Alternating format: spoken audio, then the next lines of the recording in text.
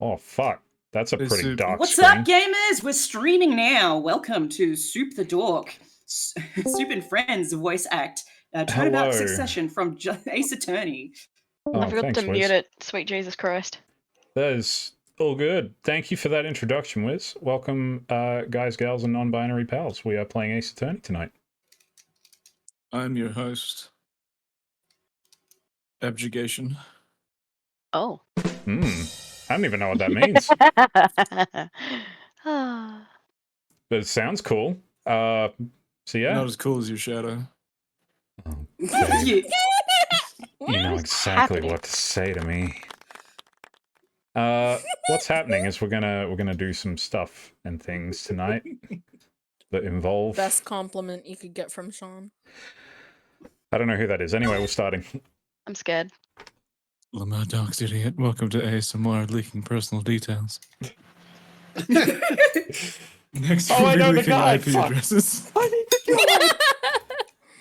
Mother, I'm It's scared. me. I get to It's say you. this. You do. ASMR. Jocktober. October 8, 9:48 a.m. District Court, Defendant Lobby, number 6. Oh shit, that's loud. Good morning. Oh, that's not a line. So, you're Vera, right? I'm Trucy. Trucy Wright. That's right with a W. But not right, right? We're on your side. You can tell us anything. Please?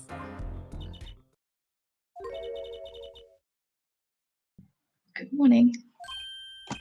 Oh, she speaks. Not bad, not bad. But I think you do better with a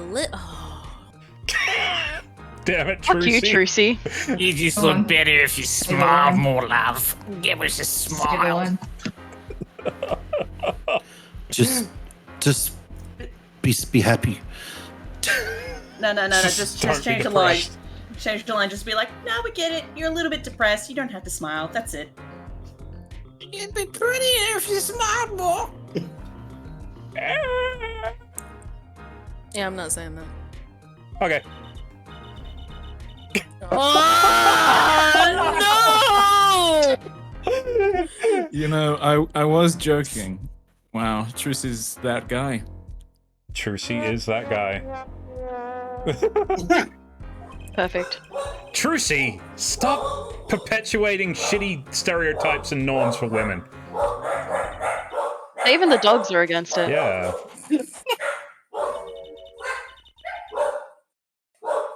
There's some big advocates. They angry. Thank you for taking my cat. Yeah, no worries. Okay, well that's a start, I guess. There she goes with the nail polish again.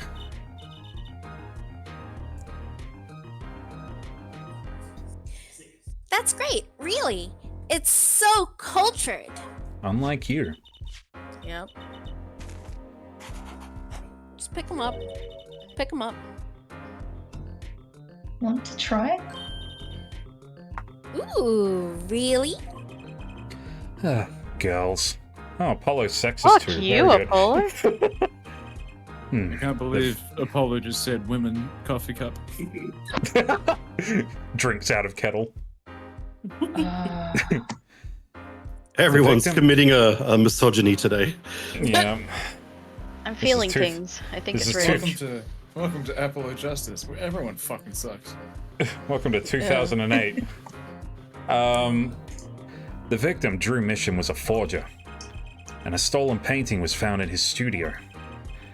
A life of crime, really. And maybe one that led to his death. Anyway, court's beginning, I guess. October 8, 10 a.m. District Court, courtroom number 3.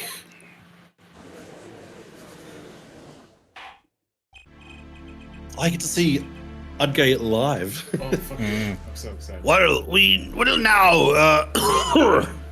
I'm gonna see if Brendan Oh, that was the line. I thought you were just being silly. We'll see if Brendan can say it in character while I jack him off. Oh. Oh no, he's going for it. No. Begin the trial of the what? I'm having a stroke. No, I'm stroking. You. Oh. Is the judge Boys, okay? behave. His voice is all raspy, and he's looking around all nervous, like, oh. The repercussions of today's trial will most likely be felt for a long time, and may indeed alter our legal system forever.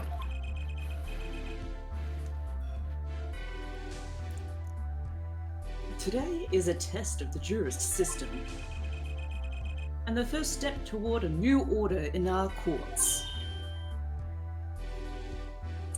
Daddy's secret mission.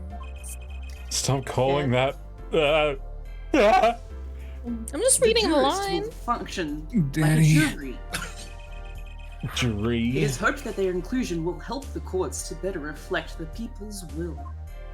I need to go change my underwear. I just came everywhere. Dunny? Why aren't there any jurists in the courtroom? They're all coming. No. Three I refuse to toilets. believe that. It's a watch this disgrace. courtroom at all times. The jurists have access to everything that transpires.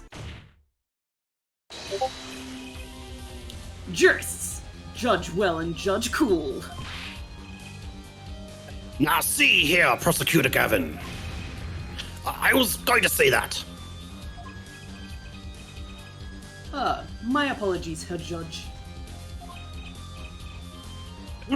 Jurists, today, judge today's trial coolly, if you would be so kind. The jurists are unbound by the letter of the law. That's not true at all. What the fuck? They don't. Sources are made of the fuck on. This hurts my feelings. The jurors are above the law. They don't affect the trial with evidence, but by their feelings. And we're about to find out just what effect they're going to have.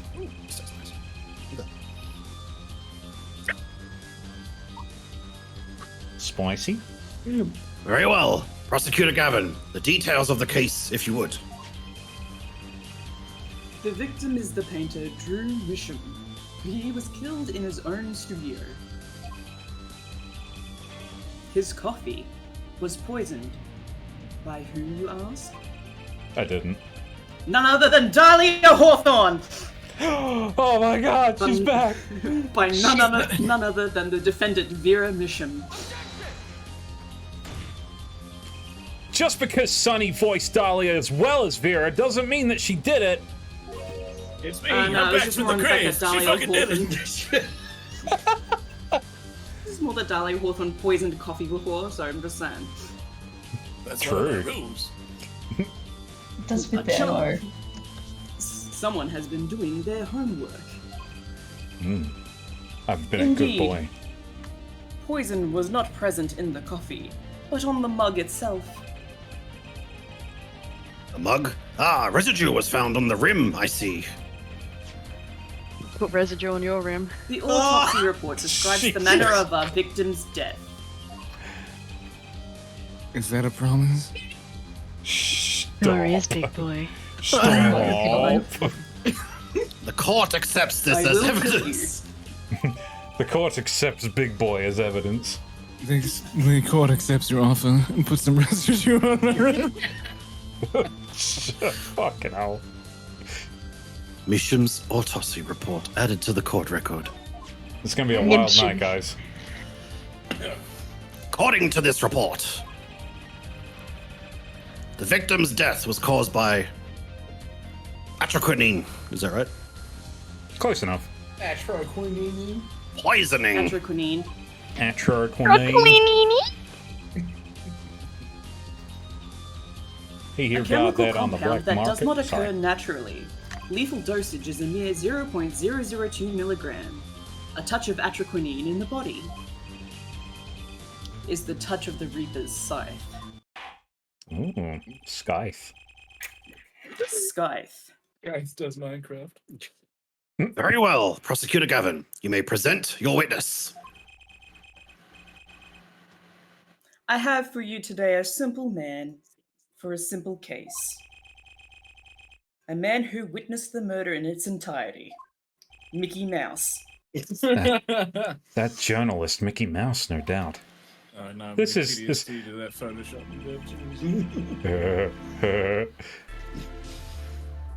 Here comes the best fucking guy ever. The witness will state his name and occupation. Is this moi? Yeah. Oh, ja. Alright! Well, for starters, my name's Spark Brushel. My job is a lone observer of the world. In other words, a freelance journalist, right? I am, if you don't mind. I'd like to state something here for the record. Yes, Mr. Rushell. I dislike conclusions, specifically the jumping to the aspect of conclusions. Preconceptions make Park's sandbox of endless desert waste. End quote. But you are a journalist. You said so yourself yesterday. Well, that's true, yes. But you must understand, I stand before you today a man with a dream. Oh. I'm offering you my testimony in exchange for exclusive rights to the story. Scoop turns Mr. Brushel into that Mr. Brushel. End quote. How's that? That's pretty good. I Dick. want to paint the Pretty roof good. with my brains. Excellent. Did my job right there. You did. Good. It's very Did good. good. You did good. Let's hear your testimony then, shall we? Oh, shall Boy. we? A simple case, eh, Gavin? For me, the jury is still out. I get it, because you're not here. Yeah. That's what I meant. Idiot. Teacher, who put me next to this guy? You'll like your desk position and you'll deal with it, Bromster. We're like shoulder to shoulder right now. It's really cute. No. Adorable. I ship it. It's funny. I that, Ika called me by. Ika told me to go sit with myself. She called you me. They're the God. same! Alright, I'll stop interrupting. Yeah, good. I visited the studio around 9 that night to do the interview.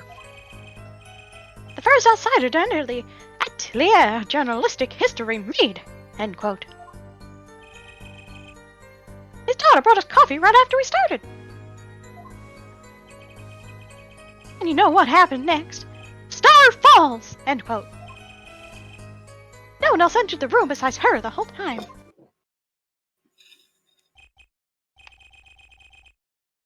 That does sound like a simple case. Unless you are the one who poisoned him. Whoa, whoa, whoa, whoa, what are you saying, Judge? Need to remind you, the cameras are rolling today. I feel the need to be a bit dramatic. It's very necessary in the courtroom, pal. He just turns into Gumshoe. Did you? I'm sorry. My Identity mouth theft is no joke, pal.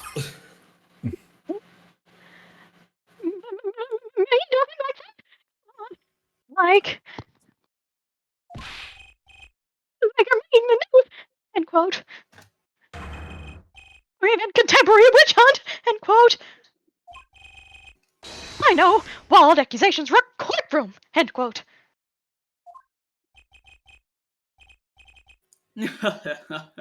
Rock indeed.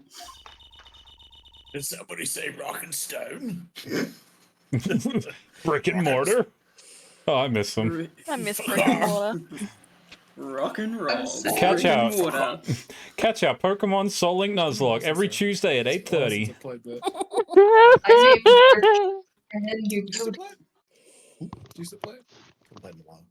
I'll play you.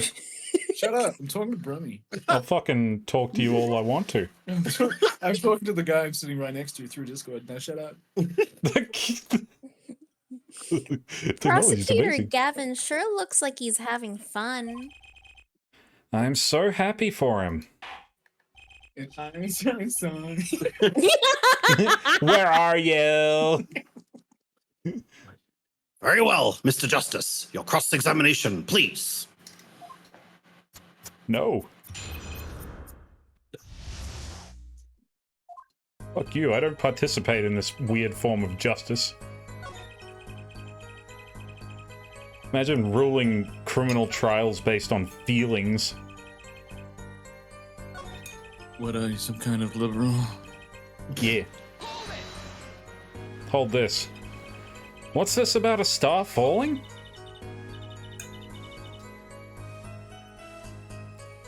Starfalls, huh? It's like an old telegram. Send money. Over. Oh, you don't know? It's like a journalism code word. An important personage passes away, a star falls. Get it?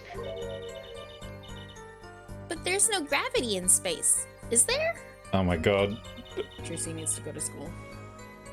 I wouldn't think stars could fall, really. Is Tracy autistic? Does this matter? No, I think she's actually just stupid. Hey, this is good stuff. Good stuff. Oh, that's star breaks. Nah, lacks punch. I know. Star dies. Nah, lacks imagination. Of course, you could go with Drew dies, straight to the point. I like it. I think we need to hear about something a bit more substantial. This voice is so fun to do. You say Mr. Misham had the coffee too, but did you actually see him drink the coffee? Of course. He who sees it wins, but he who says it wins big. End quote. I live in a man sees dog eat dog and writes about it world. Yet, I guess I can't say I saw him drink it, really. He had one so-called sip, if that. Man puts lips to mug, drinks, end quote. Drinks? Drinks? Drinks? You're ready? You're That poison is quite virulent, I hear. stomach did a so-called somersault. Since I gulped down that coffee without so much as a second glance at it. Right, maybe something's there. Some kind of so-called trick. Anyone want to venture a guess for the record? Does this guy have a pause button? No. Ah. Well, Mr. Justice, did you find that testimony valuable? Obviously. The victim drank his coffee, then immediately fell over? Oh, yes, you can go to the press with that one. Your Honor, this is a vital piece of information. Please add it to the testimony. Very well. The witness will add this to his testimony. Vital, right.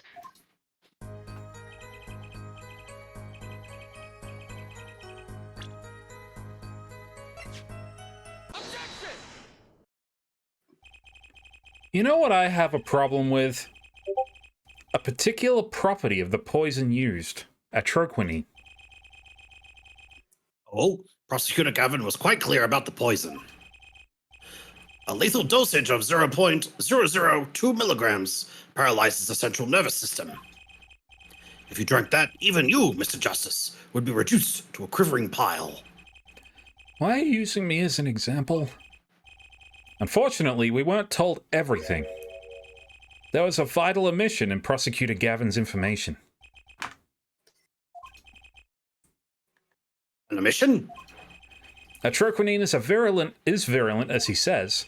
But death doesn't come upon ingestion, not immediately. That's because atritokinine is slow acting. Just like I'm slowly acting. Slow and acting. XR instead of an ER. Slow voice acting. Yeah. According to one forensic scientist of great repute and renown who definitely passed her exams. Oh shit, it's Emma.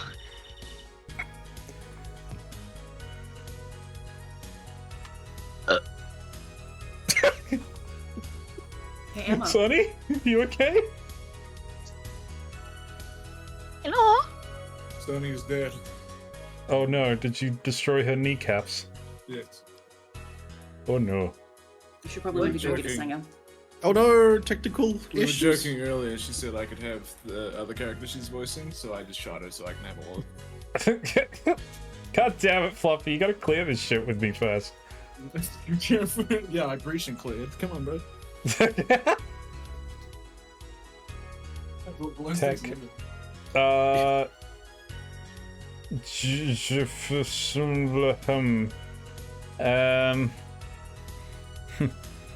it's one of the most virulent poisons, eh? But it's absorbed in the body astonishingly slow. Uh-huh. Wait, Can you hear me? yes, we can. Yes. Hang on, I'm reloading and trying again. Max out, reloading. Somebody get back into the. I'm not looking at the game. I'm trying to get it to. I might just do what I need to do. Get it back. All good. Meow, meow, meow, meow, Sonny has meow. lost a command meow, post. meow. Take it back. Meow, meow, meow, meow. Meow, meow, meow, meow, meow, meow, meow, meow, meow, meow.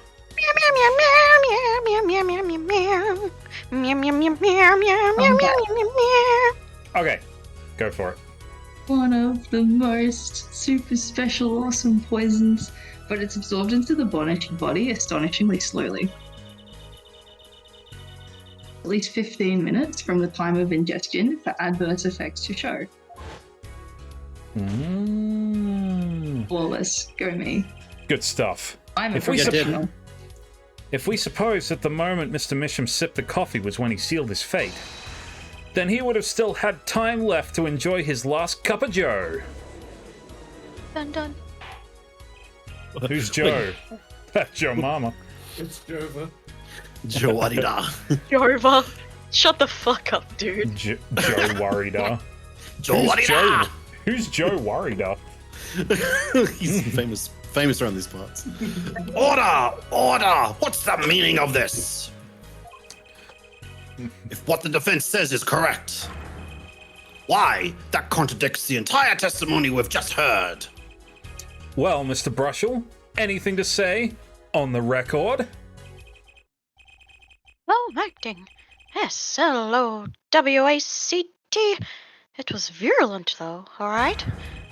Even then, he already began digging his claws into the journalist. Oh wait, that's you.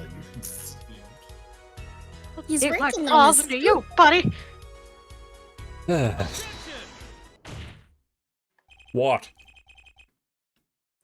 It's Brushell, yeah? Herr Brushell. Let's take a trip back down memory lane. Huh? Did the victim really die the instant he took a sip? Think it over. This is vital. You know what I think? I think that was a not so subliminal suggestion. End quote.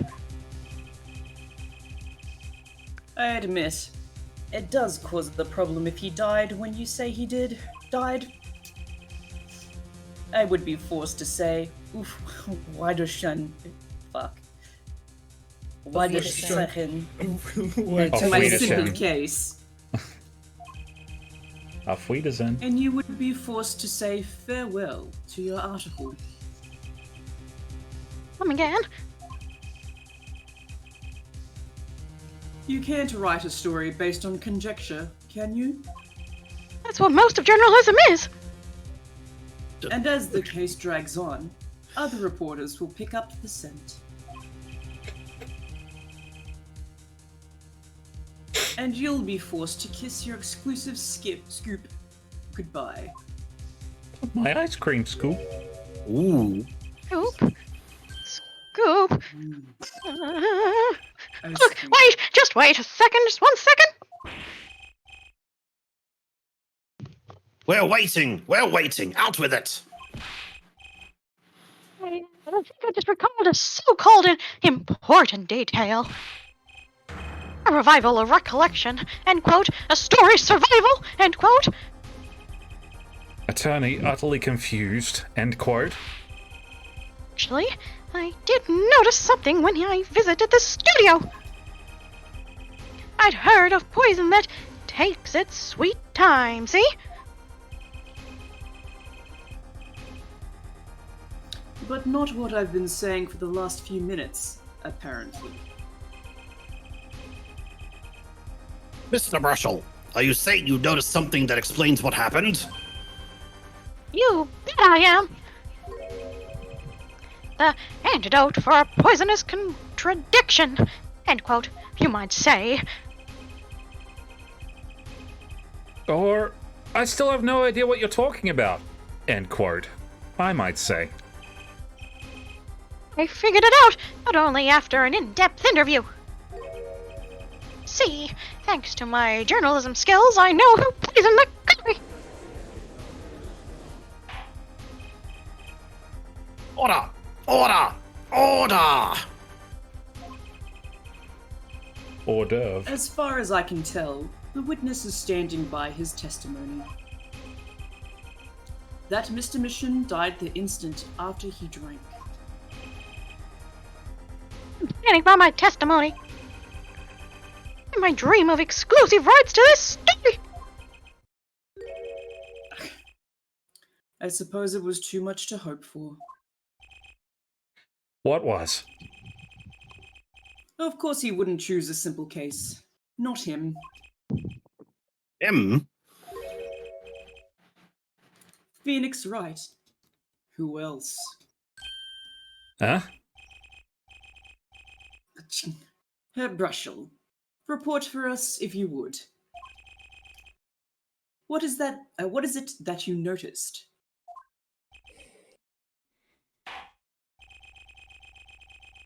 This court is a critical trial of the juris system. I'm afraid no room for doubt is permissible. You will testify to the court about what you noticed. Testify! When I arrived at the studio, Mr. Misham was at his desk. He seemed to be writing a letter, but he quickly sealed the envelope. I thought nothing of it at the time, of course. Now that I think about it, what if he was writing a suicide note? A suicide note. Yet, he had this look on his face. Man's face inscrutable as a quadratic equation. End quote. Suicide? Poor Mr. Misham. But that means Vera's innocent. Would someone commit suicide in the middle of an interview? Oh. This guy. Very well. You may begin your cross-examination. Oh, thanks. It's my turn, guys. It's your turn. Due process, let's go! Ah!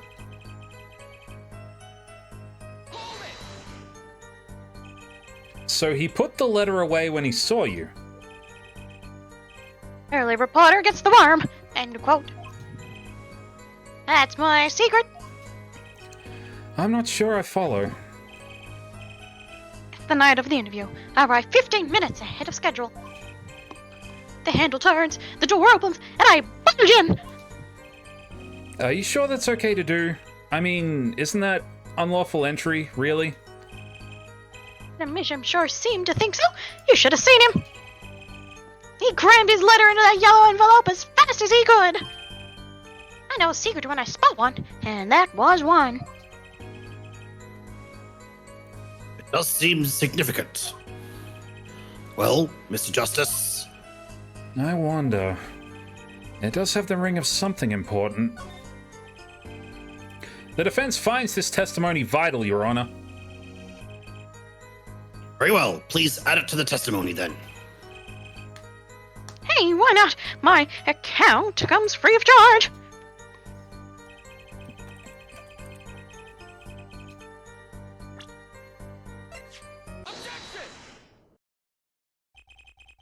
As it just so happens, there was a single letter in a desk drawer at the scene. In a red envelope. What? What the fuck was that? Prosecutor Gavin, we'll just ignore whatever the fuck that was. Erotic asphyxiation. Yes. Was a yellow You envelope know. found at the scene of the crime? Unfortunately, no. But her forehead. It's easy to mistake the color of an envelope. I guess, but not this envelope. You see, it was postmarked already, 7 years ago. Well, Mr. Russell, I can explain that. Drew, right? He wanted to get that letter in an envelope pronto. Get it out of sight of my beady eyes, right? So he grabbed the nearest envelope and crammed away. And what about the whole red and yellow envelope contradiction, chump? The what? Red envelope, yellow envelope. Contradiction, Yeah, chump. envelope. Red light, green light. Contradiction. well, It's a wello one. Wello. Judge. well, Oh my God. Mr. Justice, have you anything to say to the witness's claim? Well, Mr. Justice. Wello. Is it wed or is it wello? That night, the Weh. victim put a letter he had been writing in a red envelope. In a wed envelope. In a red envelope. That's The wind in the impossible. willows. The wind in my willows. That's like a It is. I like your expression. So full of confidence. Oh, thank you, Clavier. Oh. It's simple, really. As it just so happens, the defense team investigated the contents of this envelope. With the assistance of a forensic scientist, well-renowned Nobel Prize winner, even. I'm going to kill Emma. What? Note Why? that this letter addressed to Drew Misham. She Oh? wasn't supposed to help him. Why would he address a letter to himself? Let alone send a suicide note to himself. Yeah, choke I've yourself been harder. spanked. Order! Order! Order! Me some ice cream.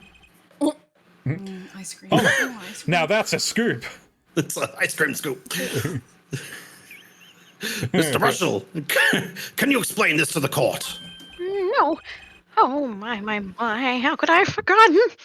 Oh me, oh my. I suppose this happens to the rest of us. Reporter gets old, forgets lots, ends quote. I'm still waiting for an explanation, Mr. Brushell. Well, that's the thing, see? After he put his letter in that envelope, Mr. Misham sat there searching his desk drawer for something. His desk drawer? Yes, a stamp, a so-called postage stamp, end quote. Stamp? Whatever for? Well, to mail his letter. What else? And then, why yes, I think I saw him put this letter in his letterbox. Yes, it was a yellow envelope, and he put it in that box. Well, apparently this yellow letter has nothing. Oh, how I wish it did. Just think if that were a suicide note, what a story. Star writes suicide note in front of reporter. Falls. End quote. As I was saying, that has nothing to do with this case. That said, Yes, Your Honor. Makes me wonder about the contents of that red envelope.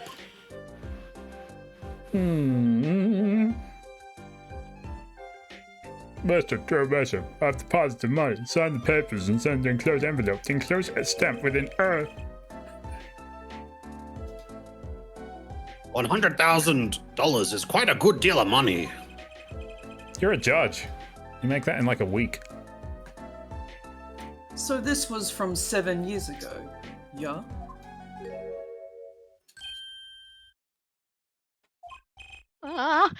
So am I finished? Here, I mean, am I finished here? I was thinking of, going home smell to a start rat. writing. Smell of rat pussy. Uh-oh. No. I hate to state what should be perfectly obvious to anyone, but when you catch the scent of a story, you make that, rather unique face. Come on. Attorney has active imagination, little else. And quote. Ouch. Even I noticed something, and my eyes aren't what they used to be. You know, I'm starting to understand what all this perceiving stuff is about. Oh, Judge. bother. Judge has an active imagination. End quote. Please continue with your testimony. Tell us about the scent of a story. I'm the one asking the questions here, usually. Not today, bucko. Yeah, Harry, you're killing it. You're doing You're doing so good. I'm very glad to hear. Marvelous performance. Actually, it took a bit of work to get a thumbs up on the interview. Reporter leverages story, gets his interview, end quote. The story concerned a certain case from 7 years ago. The red envelope probably has something to do with that. Say what you will, but Drew's talent was without compare. So you threatened to go to the press with this story. That's how you got your interview? Blackmail? Well, yes, that's journalism. Oh, no. It wasn't exactly black. I mean, I'm not, Something wrong, Mr. Brushel?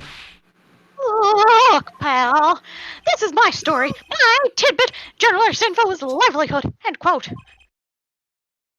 I see. Well, you have me chatting away in here. What's going on out there? What if some woolly word or Sally Scooper gets wind of my story? They could be going to the press while I'm going to waste. Court feels your pain, Mr. Brushel. Mr. Justice, let's pick up the pace. Did that man just lick his toothbrush and then brush Yes. his glasses? Yes, he did. Yes. I'm cleaning. So hygienic. A certain case 7 years ago. Wait. 7 years ago?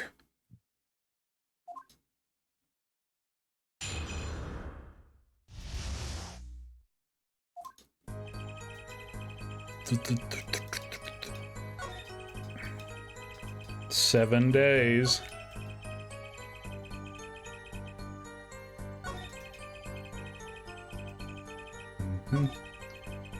He looks like he's got a little crown on his head. Hungry Jack's crown. You ready for the most disgusting perceive ever? Pouring gun. Well, Just imagine Apple. Oh no! He's sweating. silent was without. I think it might have been Can the only other be side. so erect. Armpit Gotta- lovers Gotta get that. have Gotta been get that awfully pit quiet. sweat. Yeah. Oh, there it is. Look at that. Armpits. There's some sweating right there. Let him cook. I just imagine Apollo staring at it with the most constipated expression. Just looking right at his fucking armpits. Just like nose perpetually bleeding as it just strains his eyes. Oh. Sweat much, Mr. Brushel? Yeah, well. A man can't help his glands, you know. It's more than that. When Mr. Misham's talent was mentioned, you suddenly began to sweat buckets. Ah! You're hiding something about his talent. What? We did not. It's Morbin time. Let's... Sorry. Let's... $14 more billion. Let's show where Mr. Misham's true talent lay. It just so happens I have evidence showing the talent mentioned in the letter.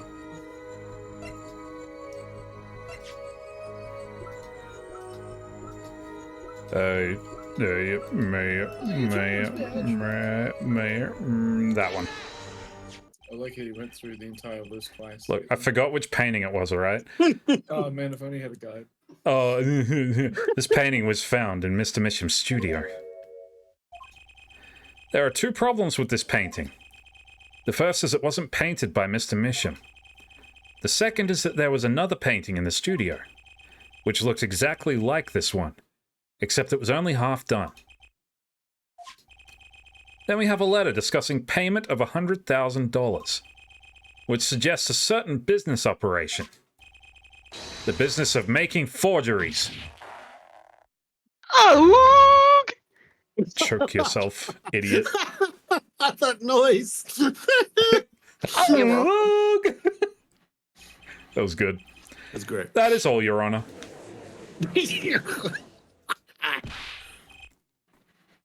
Everyone, please, everyone! Can we keep this private, please? This is my story, my scoop! Forgery. That's a serious crime. Drew Misham is known as an artist these days. But there were rumors he dabbled in other kinds of art until a few years back. Another art, meaning hentai? Oh, well, Drew Misham is a talented, alright. Talented at making precise, detailed fakes. A fact that a certain criminal elements were quick to discover. Criminal elements? What? You can't seriously be talking about... Exactly. I'm talking about forging evidence. These rumors started circulating 7 years ago. 7 years ago? So, are we to understand that this letter, this payment of $100,000 was for... Exactly. Forged evidence nets tiny profit. End quote. Order! Order! Order! Why? It's like our victim was living a double life. This is my chance. So the victim had ties to the criminal world, right? He could have had plenty of enemies we know nothing about.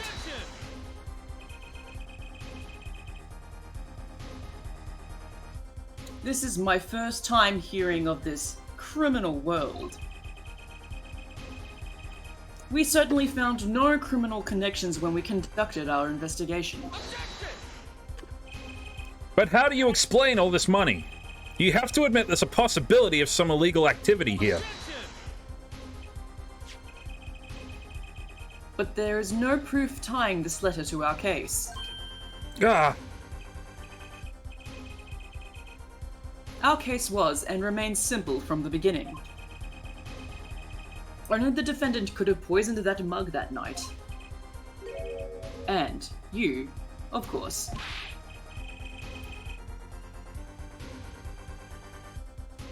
Hey, the only thing I poison is my pen.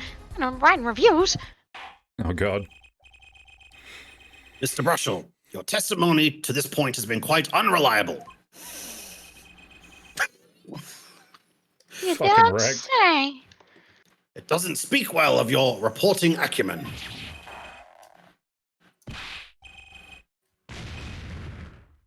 Journalism so forward, you could stand on an elephant. You could stand an elephant on it. End quote. In any case, Let's hear a summarized recap of your testimony. If we can ascertain the situation in that studio from the recap, the trial is over. Apollo, what's he talking about? I don't know, I wasn't listening. Me neither. Anyway, as long as there's no other suspects, then the killer had to be Vera, that's what. This text testimony is our chance last. Next testimony. Snap. Mr. Brushell, your testimony, please. Your nextimony, please. Pay me the nextimony. Pay me the alimony. Pay me the alimony. The only other person in the studio that night was the defendant. It was Vera who poured the coffee. She admitted as much herself. The only thing that touched Drew's lips during that evening was his mug. And me. And nothing left the studio after he died. Nothing. Clearly, the only one who could have poisoned him was his daughter. Hmm.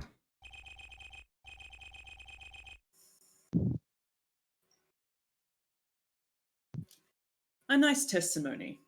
Clear, succinct, and without room for doubt.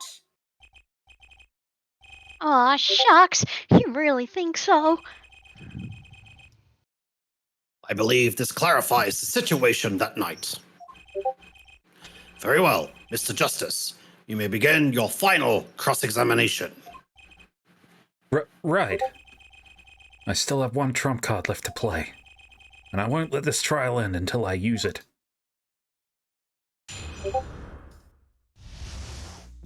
Buddle? Buddle? Waddle? Buddle? Waddle? Elbow? Waddle.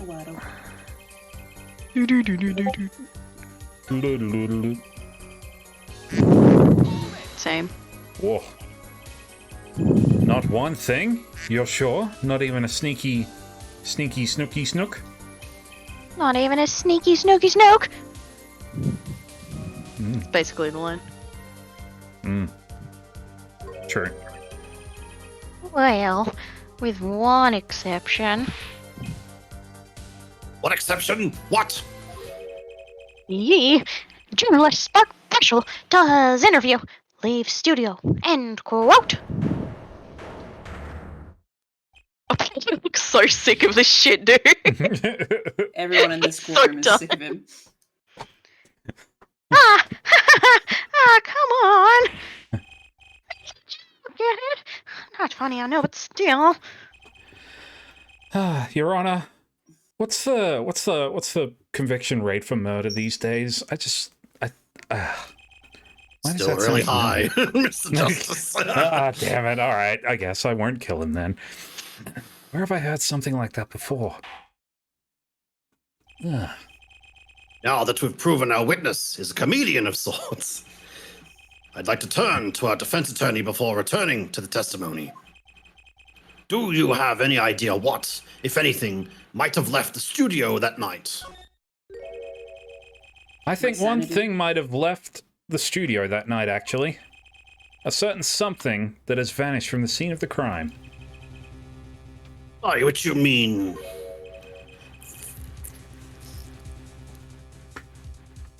That's still you. something other than our witness?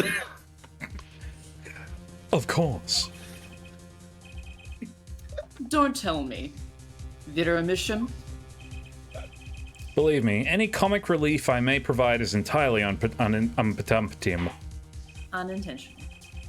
And let's see what you've got for us, Mr. Justice. Well, Okay. yeah, look, Could you do that again? But in my ass. Anyway, well, this thing wasn't at the scene of the crime, so I can't show it to you. But I do have evidence that shows how it could have been taken from the scene. This is the only link between that studio and the outside world. A letterbox. What did Mr. Brushell just tell us? When he entered the studio on the night of the murder, the victim had just finished writing a letter. Yeah, I said that, and yeah, it was true. Furthermore, you went on to tell us that he put the letter in a yellow envelope and put it in the letterbox. Ah. But that very same letterbox was empty. In other words, that night the yellow envelope disappeared. Yes, intriguing. So an envelope has disappeared from the scene of the crime. Of course, this changes nothing. Huh? As a point, Mr. Justice. Sorry, I was receiving cookie. Oh. Can I have cookie? Yeah. Cookie denied. Fresh cookie. Gonna drop cookie in the chat. Cream cheese cookie. Oh. So good. What we're trying to figure out here is how the poison got into Supe's cookie. Oh. Oh.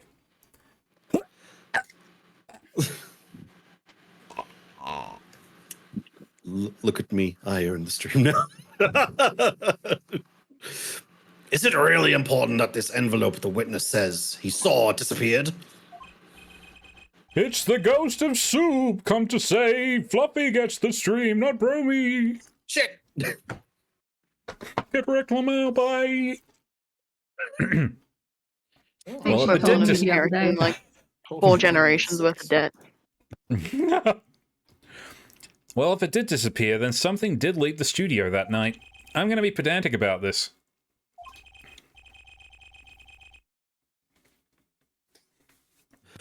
Very well then. The witness will add this to his testimony. You got it. I still think this fails to change anything, her forehead. I wouldn't be so sure. A letter disappeared from the crime scene that night. This is exactly the opening I've been looking for. Open these nuts.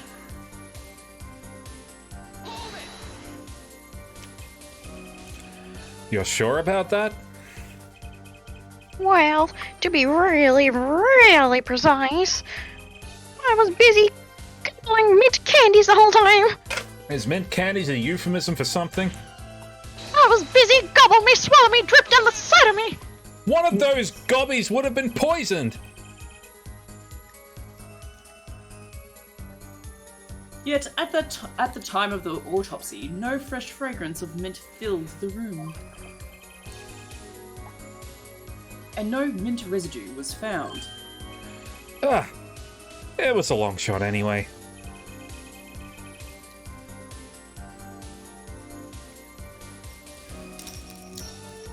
Don't tell me you're still trying to prove this. Sorry, I just got given ice cream. No, we're all getting Everyone's desserts. Hell getting yeah. treats. Fucking hellika. You think We're getting Sorry, sweet I wish cut. I could send you treats. Alright, Brody, Sweet you gotta come here and give me your treat. Oh. You think the victim ate Bromy's dick? You think the victim ate, drank, or otherwise ingested something other than coffee? Perhaps Bromy's dick? No! Fucking same brain cell, dude. Jesus Christ. You're all Give it back. You're all the worst. You're all the fucking worst. They've taken the brain cell. Take it back. Well, maybe if you gave your wife a treat, it wouldn't have happened. Bromy's dick comes up so often we need to put it in the credits. Fucking got him. Please tell me you're going to do like a certificate at the end of this where it's like Bromy's dick. It's just Bromy's dick.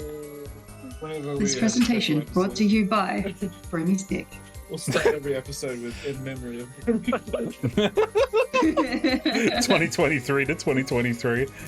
Everyone's a comedian. God damn it. Well, Mr. Justice, if you have some proof. I don't got shit, bro. The possibility's there. I can feel it. Just maybe not prove it, not yet. And possibility isn't gonna cut it. Not now. Mr. Misham ingested that poison via a route other than that coffee. Anally. That was the route. My jizz. Proof is possible. Here goes nothing. Brenda got bitten in the dick by a snake, and the defendant had to suck it out. What?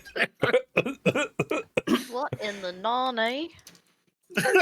You need the what? What That's in tarnation? Nani You the do fuck? understand what we need, yeah? Oh,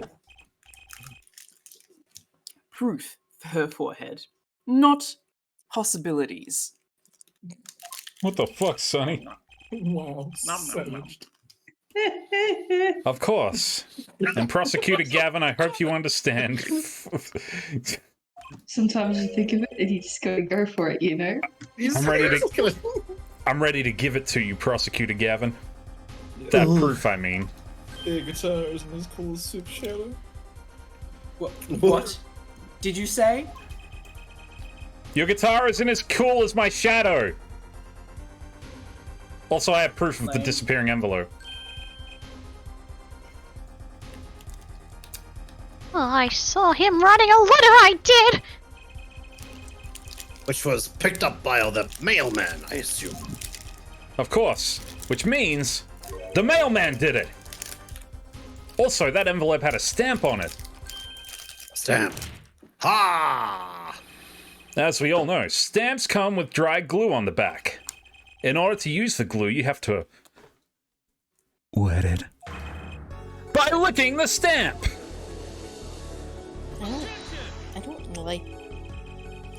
I don't like the people licking stamps. I thought you were just gonna say I don't like this, and I'm like, yeah, same.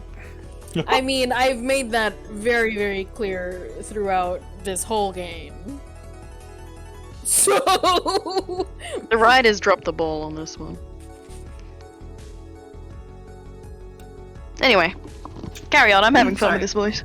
At least Clavier agrees with you, Ika. No one worth talking to actually licks stamps in this day and age.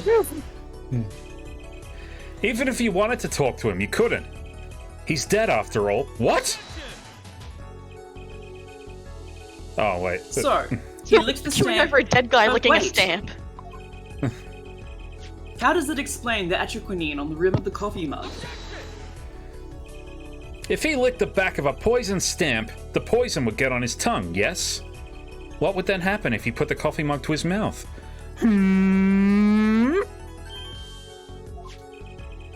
Those traces on the mug weren't the killer's doing, it was the other way around. What? Those weren't the killer's doing, it was the other way around. What? Mr. Mission points at the coffee mug himself! What? He was feeling suicidal. Order! I thought it was Order! an LSD thing. Order. But that doesn't, does it? Recall if you would, atroquinine is a slow-acting poison, yes? The poison entered his body when he put the stamp on that envelope. But his time wasn't up until the very moment it touched his lips to that cup of joe. I'm gonna say cup of joe constantly, because it makes me sound cool. Just like my shadow. You see, even he gets it.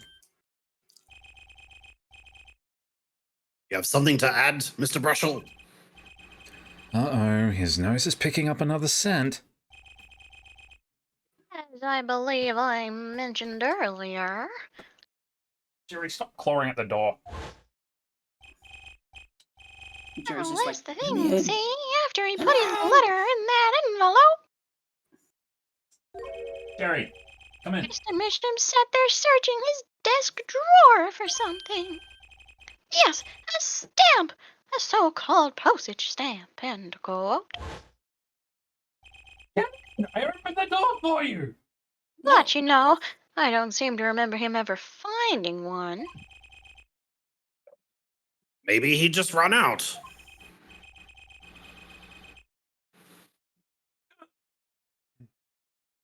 Incidentally, we searched the desk drawer at the scene of the crime. There were no stamps. Not a single one.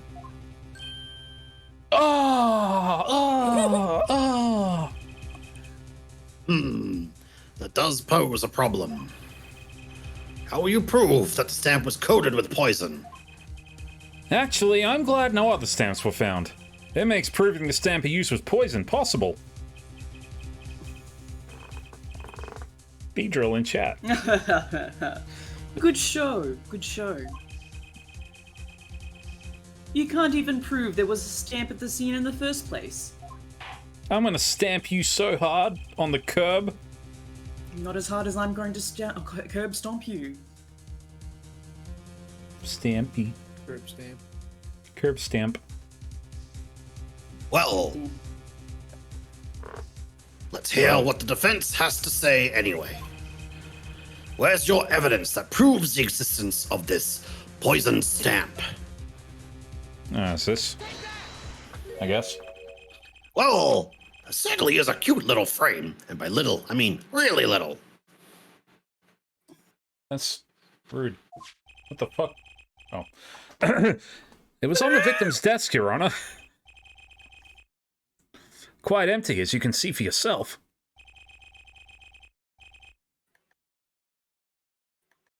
I noticed that too during my inspection. So what? Apparently you weren't as observant as you should have been. Help me. You see, when you saw this frame, it was missing something quite important. Missing something? Yeah, much how, like, there's a piece of my brain missing. That's called a lobotomy. A lobotomy? Oh my god. Yes, a pale bluish stain on the inside of the frame. That's your quinine residue. What? Why wasn't I told about this? Because you kind of suck at your job. Shut the fuck up. The frame is only 2 inches square. The face of the frame is even smaller. Maybe an inch wide at most. You aren't saying. Oh yeah, I am. Tell me, what fits in such a small frame? Clavier dono? A commemorative stamp, perhaps? No, I mean, Boris, you took the wind out my sails. Order! Order! Order! Hors d'oeuvres.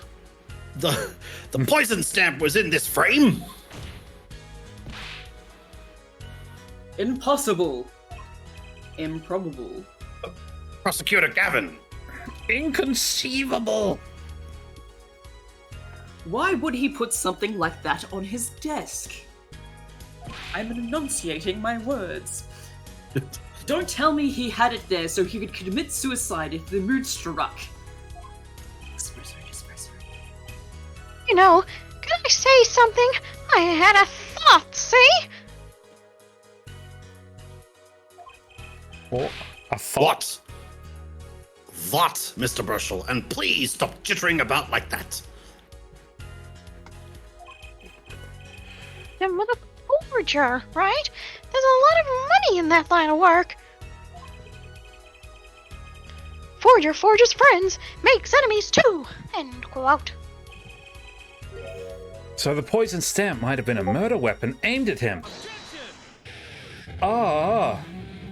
God damn it.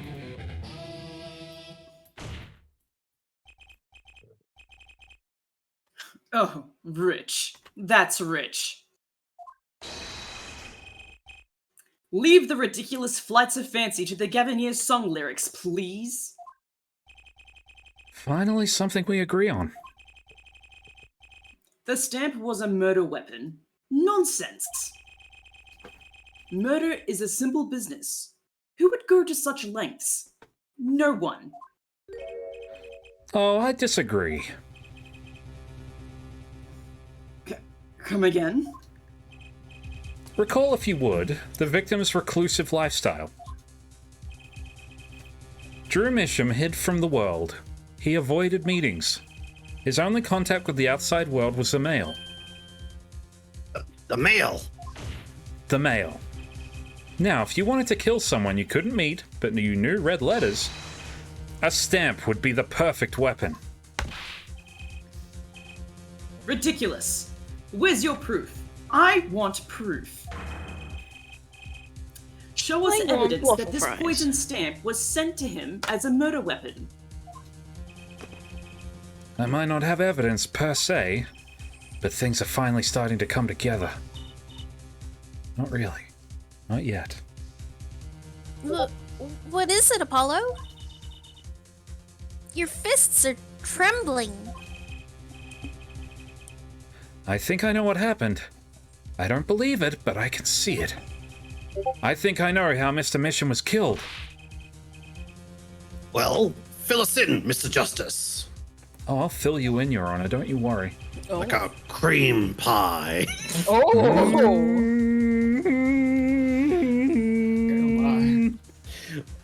I meant to say creamfield. I meant to say creamfield donut, but I went a little too literal. Anyway, a certain piece of evidence points to the truth, Your Honor. I can show you how someone with intent to kill sent Mr. Mission the stamp of death.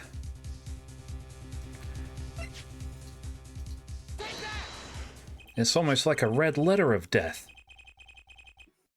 Isn't this the envelope? The one from 7 years ago? Think about the text of the letter again. Think about it. Really? Think about it. Oh, shit, that's me. There were 2 pages in the envelope. This is page 1. And this is page 2. Fuck, I was going to say that as a joke.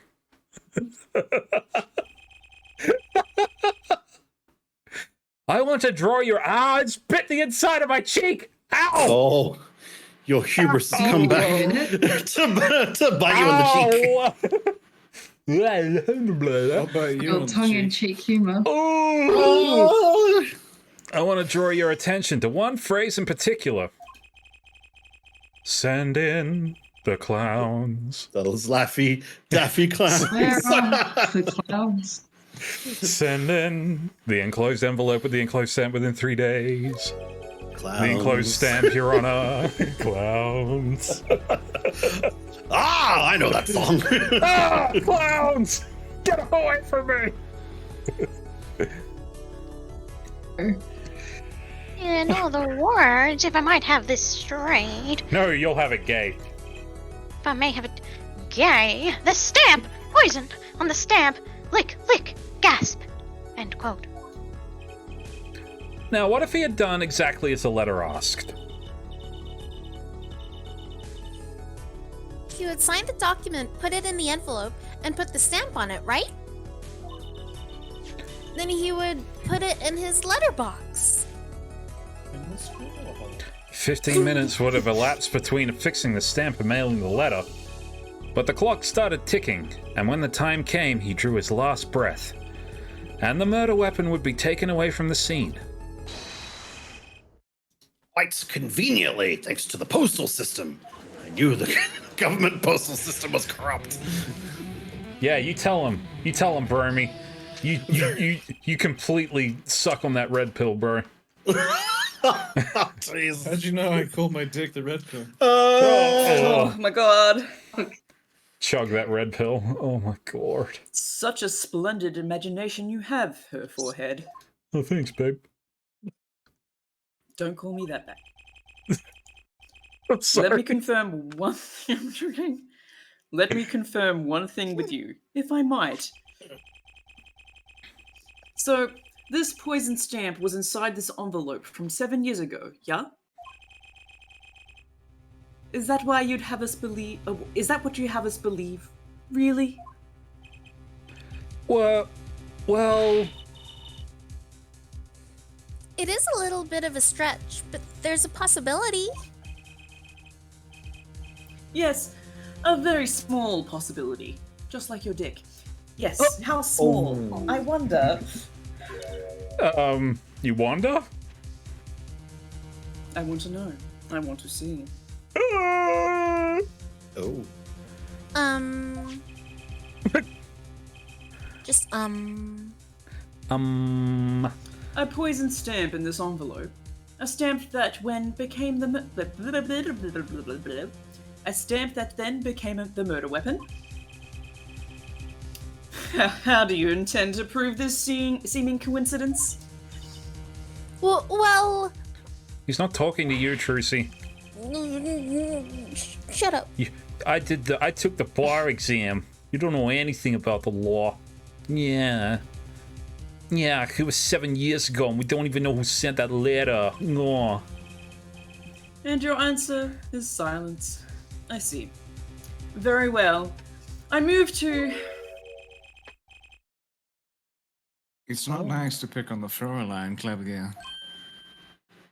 Oh my god. Oh. Emma! Well, do you like my Christoph Gavin impression? Did I sound like him or what? Don't quit your Well day job. coordinated. That was great. Very Don't well you have a crime coordinated. scene to be looking after Fraulein Detective? Don't you have a job to be looking after? Someone had to come in and dig you out of all the mess you're making of this case. Mess? You know, none of this would happen if you just trusted in science a little more. You can find out if... out of my courtroom. God has no place here. I mean, the way that she talks about science is like she's talking about God, so... Yeah, well, you can find Just out have if the faith in stamp was... science. Yeah, we can use science to work out if the stamp was in that envelope. Care to explain yourself, Fraulein Detective? Glare at me all you want, but science is on my side, buddy. All in the residue, right? That's right! The poison detection spray! Wowee. Produce the red envelope at once. Oh. You can open it on the authority of the court. But Your Honor, that's illegal!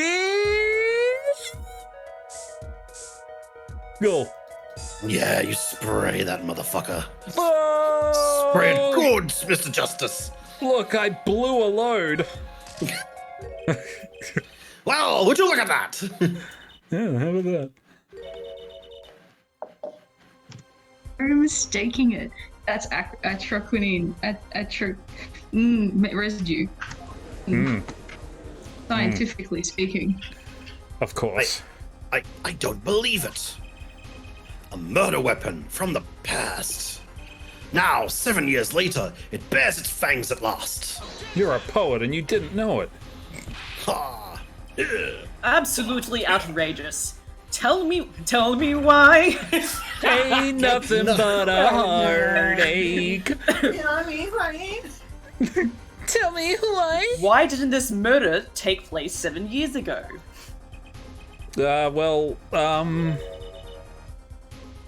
There's one possibility.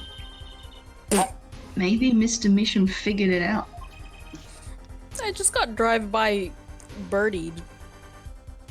What? Okay. Fluffy just popped into the doorway and then flipped me the bird. How rude. Fucking Chad. rude. Who let him in there? I mean, they did, technically. Yeah, we invited him. That's what's your mistake. If he's a vampire, we're fucked, but you know. I'll come fight him on the lawn again. Oh. Again? Figured. Yes. Yeah. Sorry. Yes. Figured what out? He realized that the person who sent that letter really wanted him dead. So he sent his reply with a different stamp. Put his decisive evidence in a frame.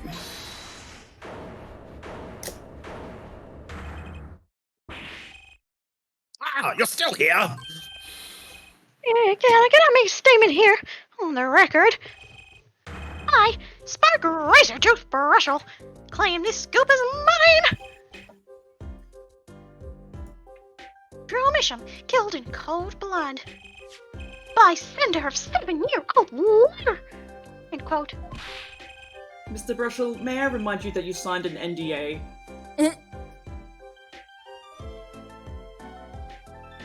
Sorry. Oh, maybe something more succinct. Star falls after 7-year delay. End quote. Wiz, Yeah. you just ended the court case instantly. Saying, I was like, oh, well, okay, oh, fuck me. And the Case closed. NDAs ruin everything. Order! Order! There's no talk of NDAs in my courtroom. I see no room for further argument here. Though I admit this is all coming as quite a shock. Why did you have to pause there? I'm a fucking idiot, that's why.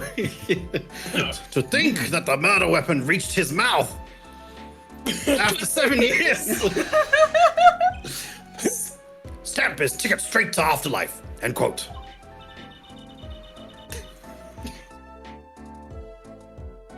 Uh-oh.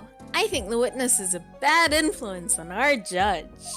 I think life is a bad influence on you, Trucy. Damn. I see no need for further debate on this matter. The sender of that letter 7 years ago could hardly have been our defendant. Oh, we can't keep going, otherwise everything's gonna devolve into mass debate. Mass. Apollo! I think we just won. Very well. This court finds the defendants. Whew. That was easy. Not as easy as you thought. Haha! It is the bright future of our legal system. Question I'm mark? sorry, is this...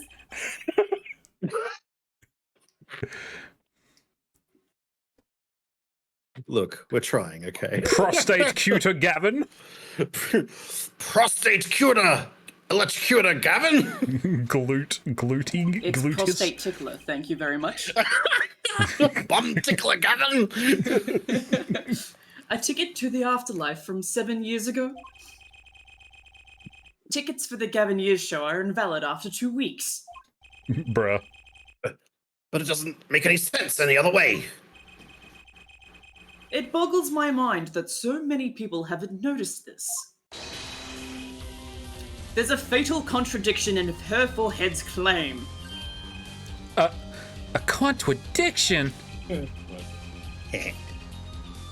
A poison stamp was placed in this envelope 7 years ago, whereupon it was framed until now. If that's the case, then why would Drew Misham have done what he did? Emma explained that. He must have realized it was poisoned. Then why did he lick it, forehead? Oh!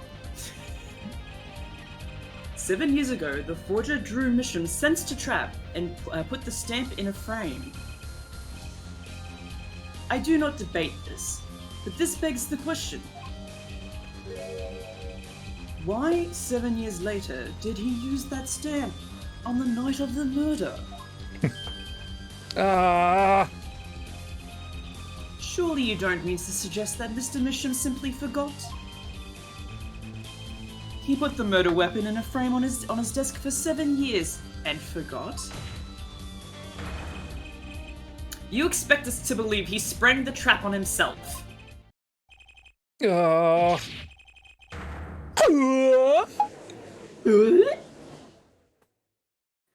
Lord?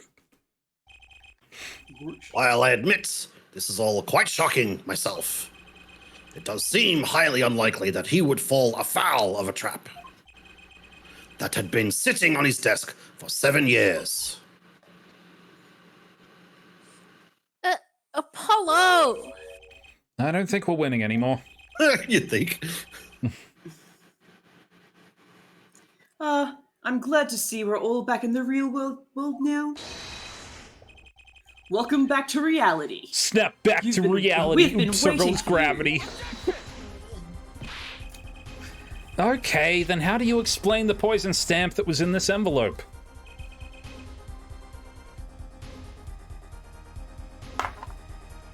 The the poison stamp. Mm. Where exactly is this poison stamp again? Have you brought it to court for us? I see no proof that such a thing ever existed. Is this poison stamp in the room with us now? What about the atroquinine residue, huh? Oh, I agree. That does seem to be atroquinine residue. But her forehead, it's certainly no stamp. Yeah, but... Even if your precious poison stamp did exist, Drew Misham never would have used it. That is all. Ugh. I believe we've come to a conclusion again.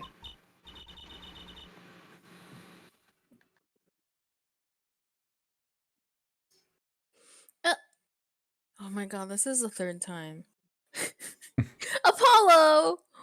Were we wrong the whole time? I think we're winning again. Wrong. Apollo, are we the baddies? Daddy! Apollo, we were just following orders. It's okay. Apollo gets a flame waffle. Gutsy flowing waffle. I can't believe it. Fetch me my Luca. The poison traces match up. It can't be coincidence. Yeah, Kyrie. Kyrie's inside me. Donald. Light Gay. is strongest in darkness. Rika. Oh, no, that line always hurts, man. What? Riku. No, the light am strongest in darkness. Love am strongest in darkness. Something dies inside of me when you say it every time.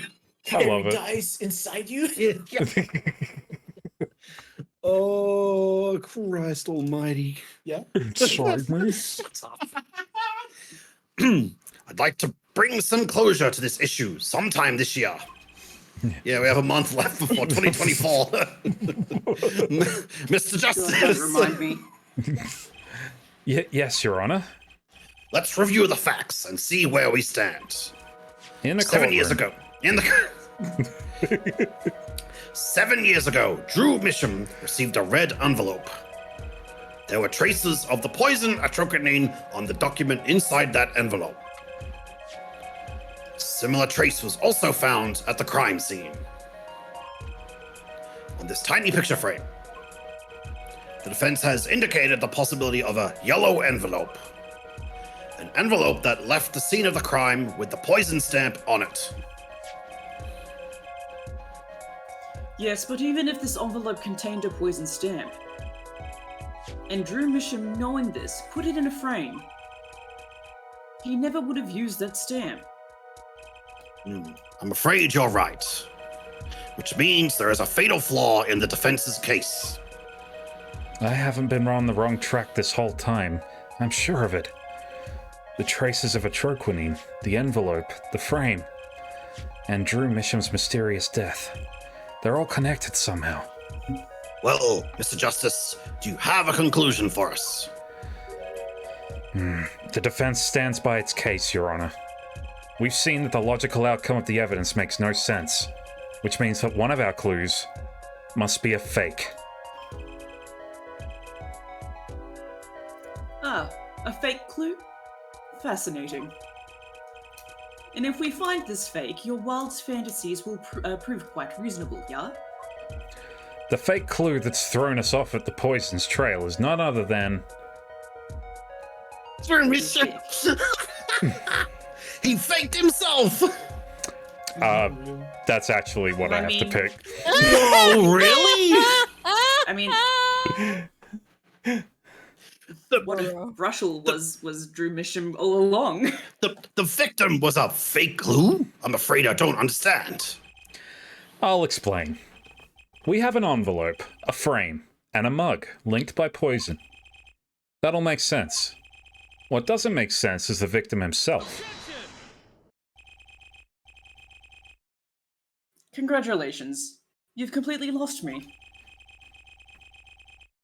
So the fake evidence is none other than the master of the fake himself? The forger? It makes a good story. I'll give you that. Hmm.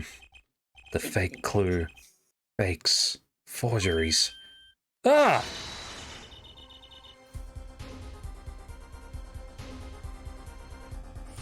I know that face. That's the I just had an idea face. I don't know if I'm right, but I'm gonna go with it anyway. What if our forger is the fake?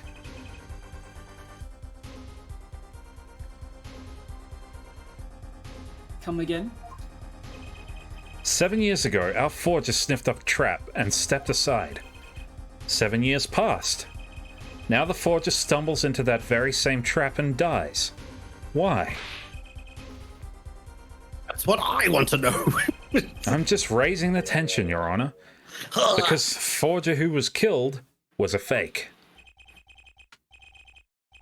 Here we are again. The victim was a fake? One forger smelled the trap. One forger fell into the trap. That's 2 forgers, and one of them was a fake. I'm going to have an aneurysm. I didn't Order. explain anything with that. Order! Order! Order, order, order! So you're telling us that Drew Bishop, the fake, was a fake? The fake was a fake? Well, if he was a fake, who was the real forger? You'd better not be claiming there was some kind of switcheroo. I'm afraid you're going to have to back up your story. Mr. Justice, show us just who the real Drew Bishop was. If Drew Mission wasn't the real forger, there's only one other person it could have been. Understood, Your Honor. Forger Drew Mission was himself a forgery. The real forger was... Oh, don't tell me I was... Okay, oh, no. There can be only one explanation, really. The real identity of the forger known as Drew Misham is none other than his only daughter, Vera Misham.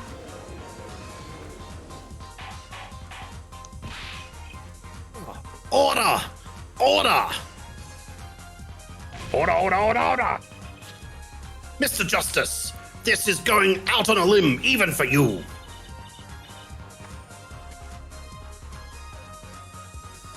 I kind of agree. I mean, Vera, a forger? Let's consider it before you write it off entirely. If you look at the paintings in the studio, one fact becomes quite clear. Forgery had been taking place at that studio for quite some time. The forger wasn't caught that trap 7 years ago. This can only mean that the one who was caught in the trap wasn't the forger. Well, actually, that does make a certain kind of sense. One more thing. Only 2 sets of fingerprints were found in the forger's studio. Drew Misham's and Vera Misham's. If we know that Drew Misham wasn't the forger, that leaves only one possibility by process of elimination. The forger was Vera Misham. Well? Oh my god, stop playing air guitar. Or guitar. Guitar. Fascinating. Guitar, fascinating.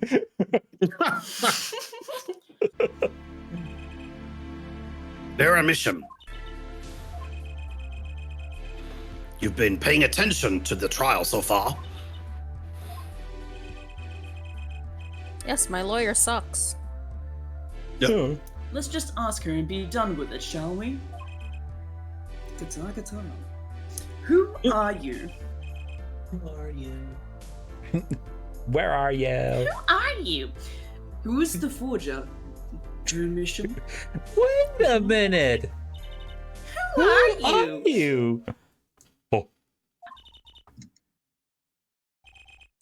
Was that an expression of emotion I saw on her face? Tracy, Isn't tell it us she last should page of smile. emotion? She's staring holes into Prosecutor Gavin's face.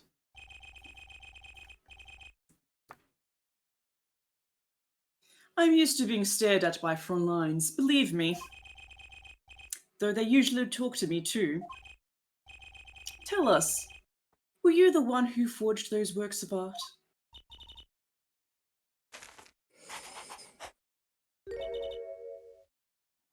Yes.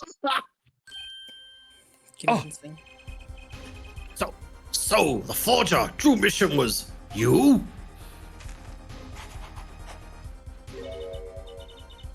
Yes, it was me. What? What? This drug is actually quite cute. The court was in an uproar and it wasn't coming down.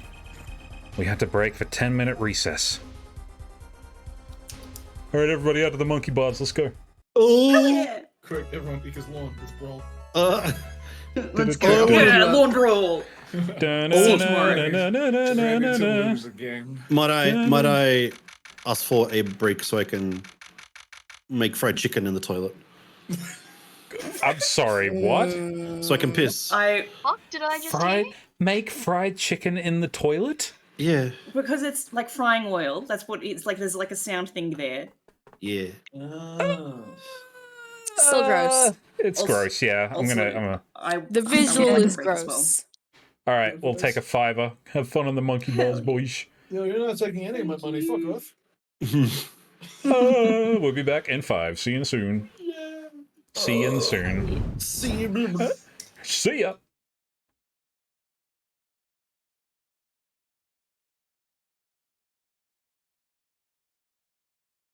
You see the murder weapon?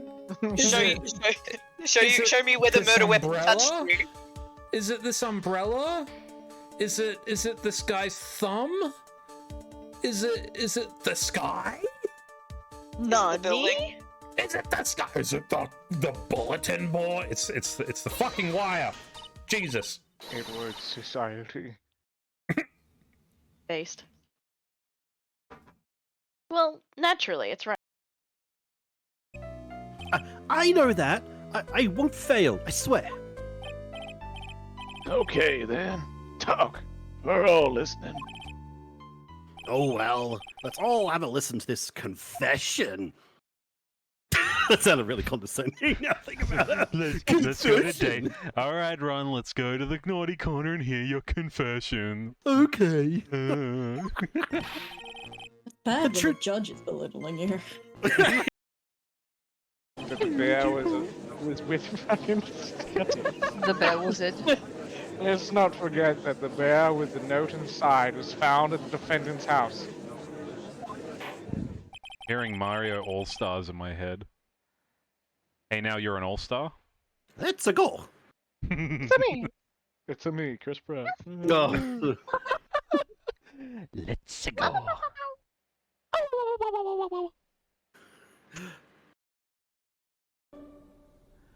Who's the thief? I am. Oh, I was joking. I forgot he says that. Okay. Gores, really, Sora? Are you really a memory thief? Of course. Okay. Yeah. Fair enough. Yeah, you fucking said it, Donald. This is really screwy. Jesus Christ. I completely forgot he actually says it was me.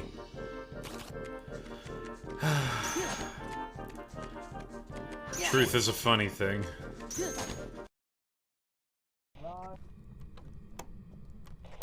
Just run around the house, just not top floor. Never mind, I think it's got another victim. Oh, lordy.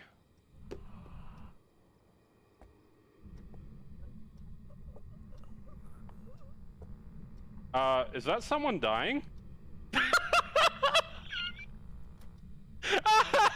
Oh no!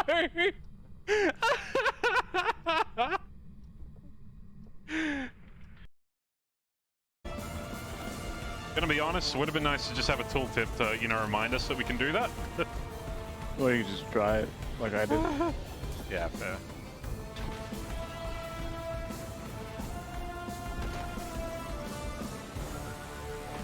Oh boy. We're cutting it real close. Oh.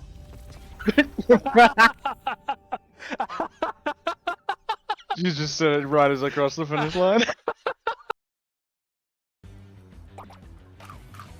knew it would have Rock Slide. Come on, you can tank it.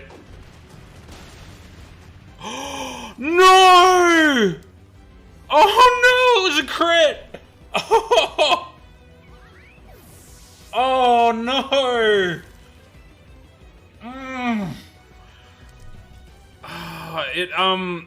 Fuck.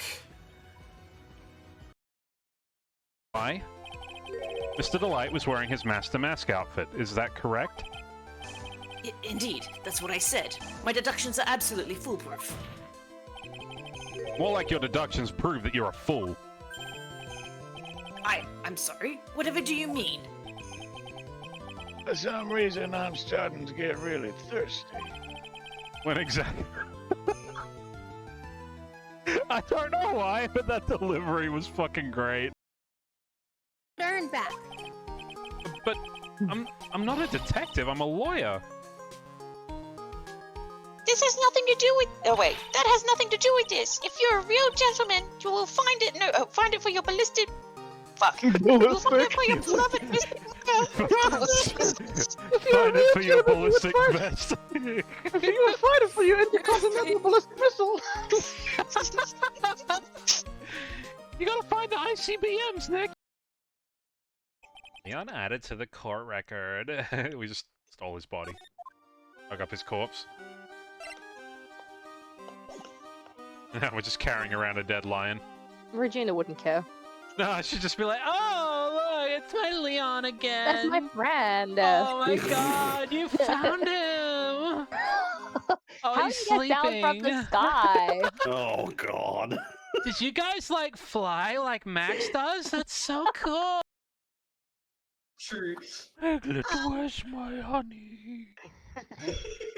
Oh, bravo. Let's see here. This here's the picture. Where's my Valium, Piglet? Oh. Oh, poor boy. Oh, boy. Christ. Well, Rabbit had all the Valium here. Hey, Mr. Cadeau, but there's nothing I can do. I've kept my mouth shut until now. But there's something else the court should know. What? There's more. I didn't expect that to be so visceral, Jesus. My first one got cut off, so I got a little annoyed. Oh, fair enough. I would be annoyed with Cadeau if I just suddenly fucking come out with, like, I'm gonna tell something What else. the fuck are you saying, old man? Snorri FR. Interesting. Oh, I got stuff to do. My upgrades are going to the vault because I've run out of.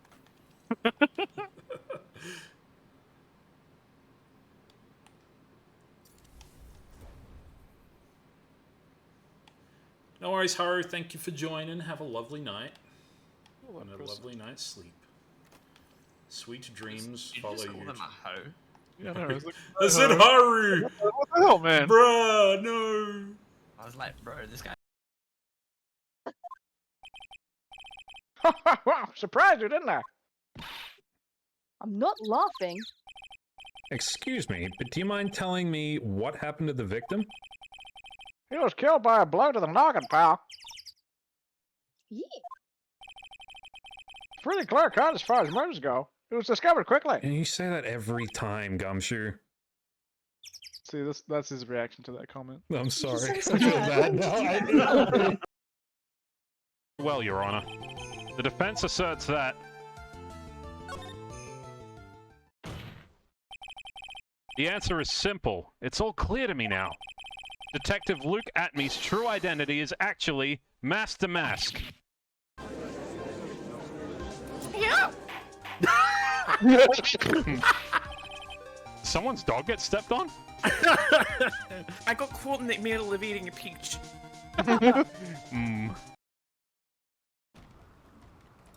What's our forestry at the moment, actually? 500. Okay. Heat stroke? Why do you have heat stroke? What the fuck?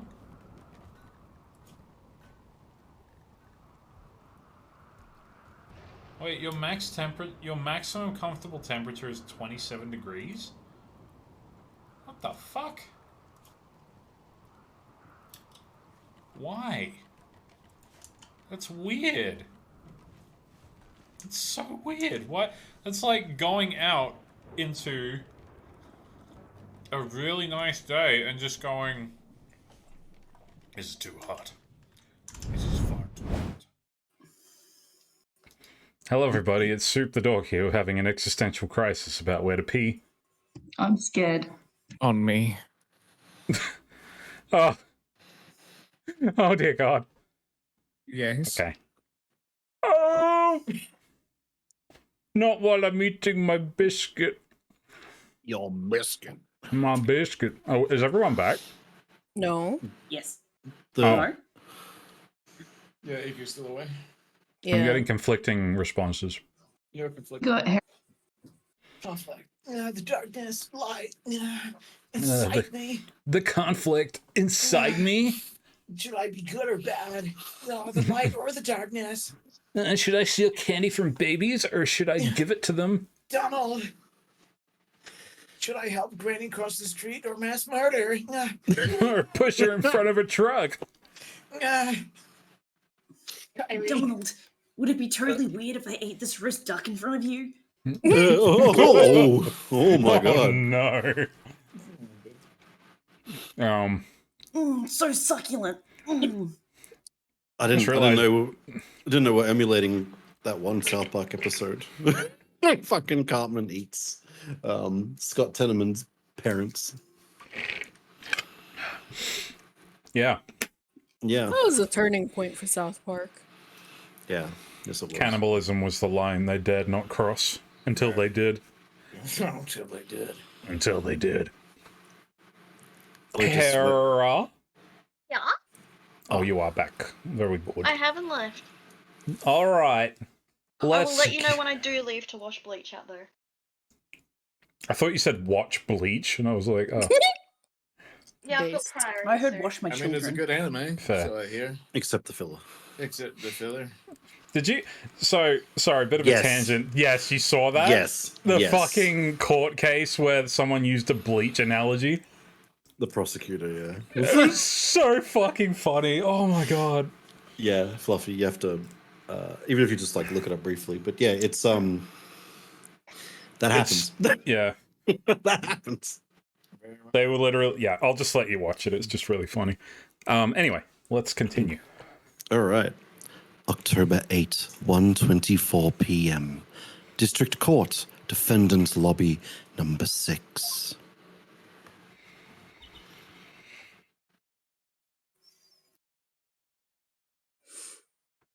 Okay. So where exactly does this leave us, Apollo? Well, the Drew Misham who was killed wasn't Drew Misham the forger, basically. Huh? Well then, who was he? Well, he was actually doing her nails. So, you really made those forgeries?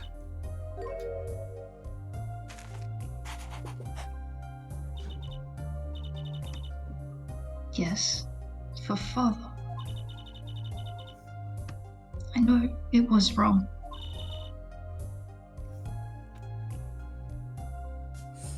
Could you tell us how it happened? What the fuck? My You alright? father? Fluffy threw a dog toy at me. He's pinging tonight. Fluffy, do you need something to do? He said, Fluffy, do you need someone to do? he said maybe, and then Gremlin walked out of the room. That sounds like Fluffy. Classic Fluffy, yeah. Well, my father was a painter. I loved painting since I was a child. One day, father saw it in me. He saw that I had the talent.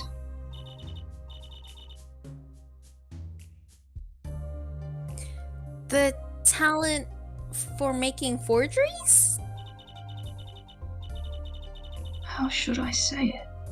It was not only paintings that I made. Given the materials, I could make anything. Anything?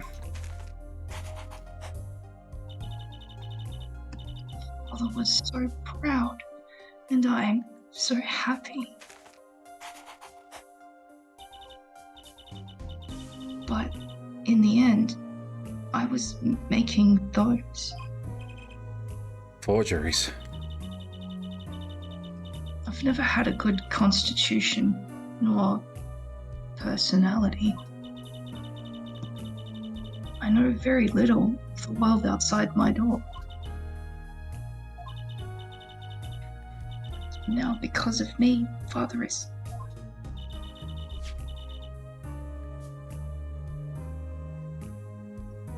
Do you know about this red envelope?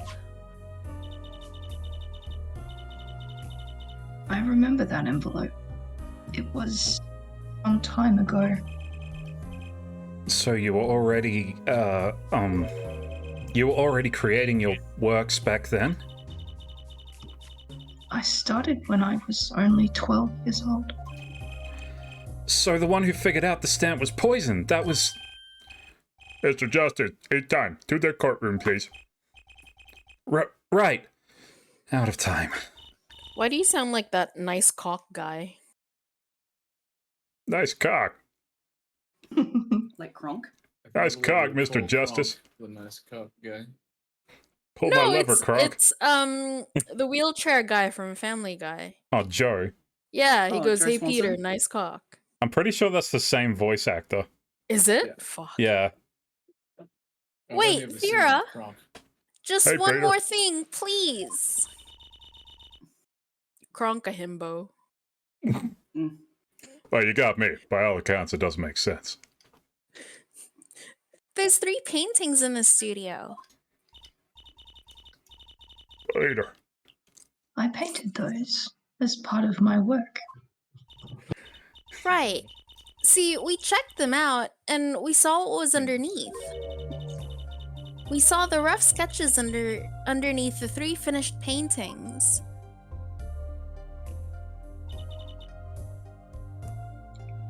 I see. Mr. Justice, Yes? Father, he knew of you. Of both of you. Your late father? He was gathering information. Your Lord Daddy? All the Wright and Co. law officers. But lately we're not doing just law. Yes, you do tricks, gags to amuse, and play piano. Well, they're not really gags. Yet when Father heard you'd resumed the legal business, how pleased he was. Who was Mr. Mission? How am I supposed to know? What if he was Daddy's daddy? Mega Daddy. Judging from the relative ages involved, I'd say it's highly unlikely. Daddy squared. Things are already confusing enough with all these daddies running around. The square root of Daddy. I want a square root daddy. We know that the victim's daughter, Vera, was the forger. What does this mean for the case? Ugh, guess we're about to find out. Sorry. October 8, 1:36 p.m. District Court, courtroom number 3. 3.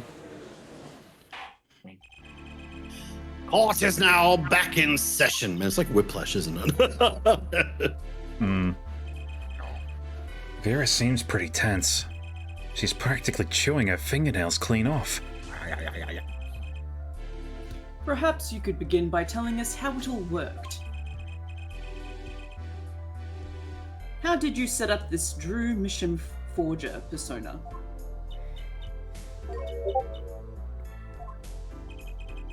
There's that stare again. She's drilling more holes into his head. I know it's hard for you, but hey, he's a handsome guy. What's hard?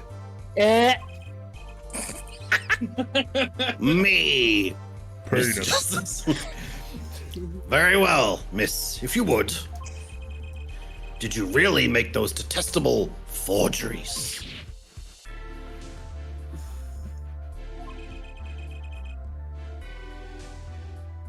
Perhaps you'd rather answer my question. Were you the one who painted that painting? The remarkably similar one?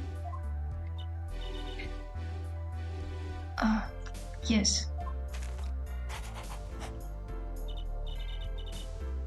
I painted it, yes. Father praised me quite highly for it. So, she was the one who made the forgeries. Yet she did not wish to reveal the truth of their operation. Blah, blah, blah, blah, blah, blah, blah. So the victim was a stand-in, a decoy. To the world at large, he was the forger, not her. Hair forger. I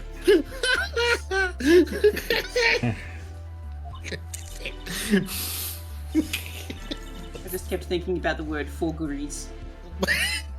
Forgeries. Forgeries. It is I, Lord Forgeries. Forgeries nuts. I had a feeling that was coming. And so am I. Oh my god. What's for dinner? These forgers. Fish Forgers. Fish forgers. The people in this chat done a bad thing. They've done a very bad thing, haven't they? Baby chat. Regardless, we need a little more information. About, for instance, this.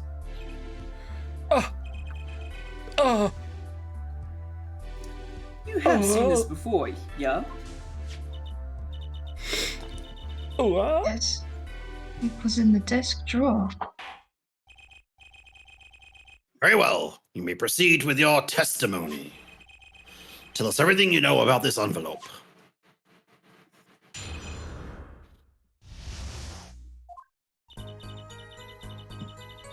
I created things.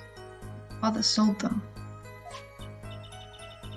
This envelope came after my first work that was other than a painting. Father handled the deal, all of it.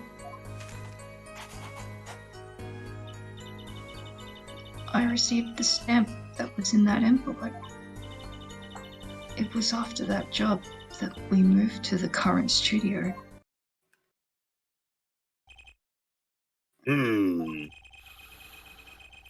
There certainly was much of great interest in your testimony. Not that the witness realizes it. Very well. Please begin the cross-examination. Right, okay. I need more information about this forger. This Drew Mission. This brings me joy. My god, there was blood all over the couch. Blood. I apologize. Apologize. Just So these things you are making, you mean paintings identical to other paintings, right? The closer they were, the happier Father was. I was happy too.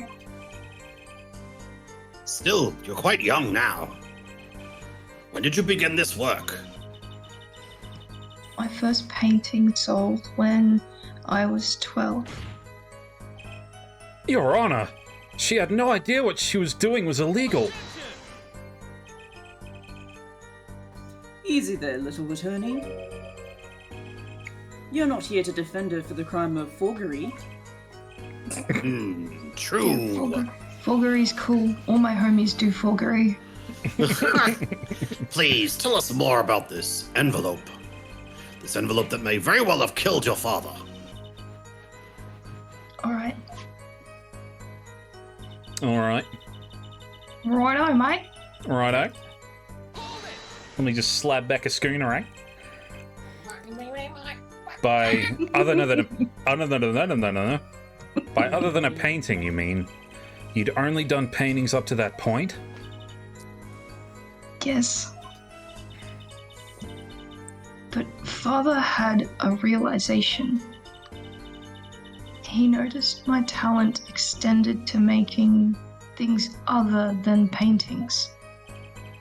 For instance, a letter someone had written, or a fingerprint left upon a cup, or a signature on a document, a seal upon a letter. none of this makes us sound very innocent at all. And that 100,000 promised in this letter was the start? The beginning of a new industry for Drew Mission. A new industry? The creation of items to be used in criminal proceedings. Forging evidence, in other words. Uh-oh. So they said, fingerprints as well, right? Correct. Okay. Yeah. That's big. Basically, she can, like, copy anything. Yeah. What do you mean you received it?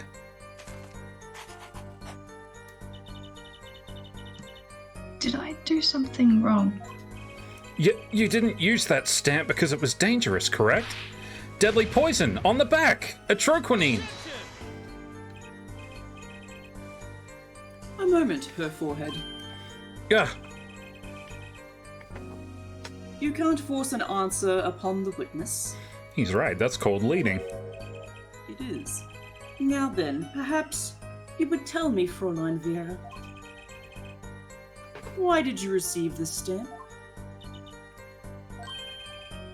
Is something wrong? It was beautiful. Ah. You mean it was one of those commemorative stamps? Yes, I think it was. So, you didn't know about the poison?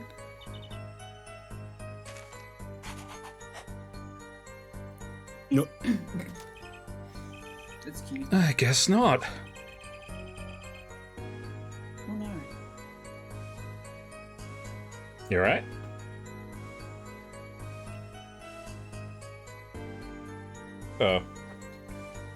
Wiz, you okay? Technical difficulties. Where are you? I was gonna say, the last thing I heard was, oh no, and then just nothing. No, I just shot her in the kneecaps. I feel like we'd hear something if you shot her in the kneecaps. Boy, That I did say technical difficulties, and you No. didn't hear that, sorry. No, we did. It's just, it came a bit later. See, I've come for Wizard's Alliance now. So the trap failed by chance? By mistake? Question mark? Thanks to the commemorative stamp. Quite the close call.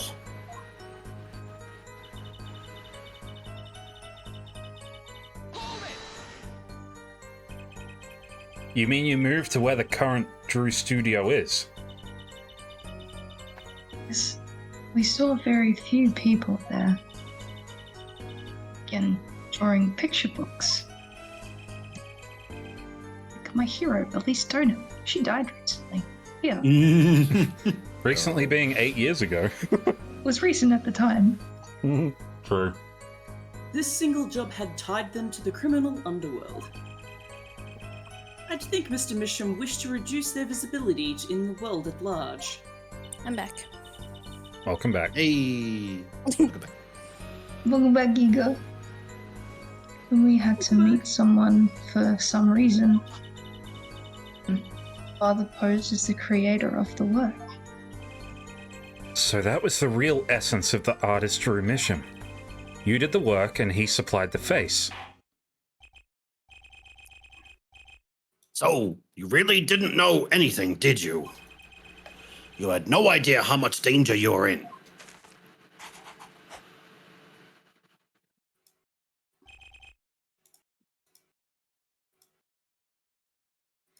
Apparently not. About this commemorative stamp, could you tell us more about it?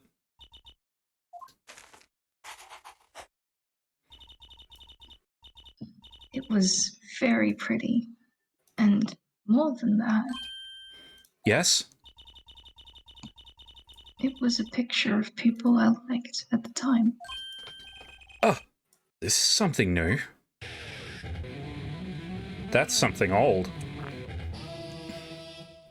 That's the longest sprite, isn't it? Hmm.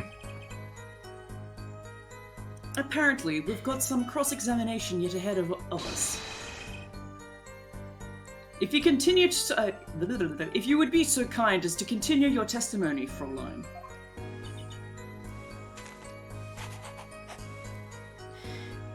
I might get you to read this one out, with Sonny.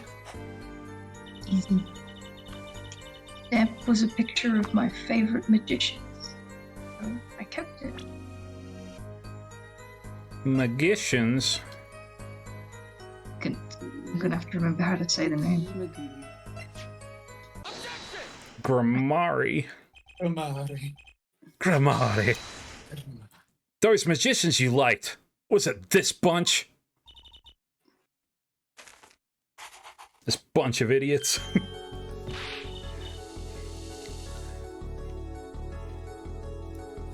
Apollo, they're not a bunch. You're right. They're more of a scrunch. I see. Still, I have to wonder. Why include a commemorative stamp like that in a business letter? Good question. Well, pretty stamps are always better, and you can't beat Troop Grammari. Grammari.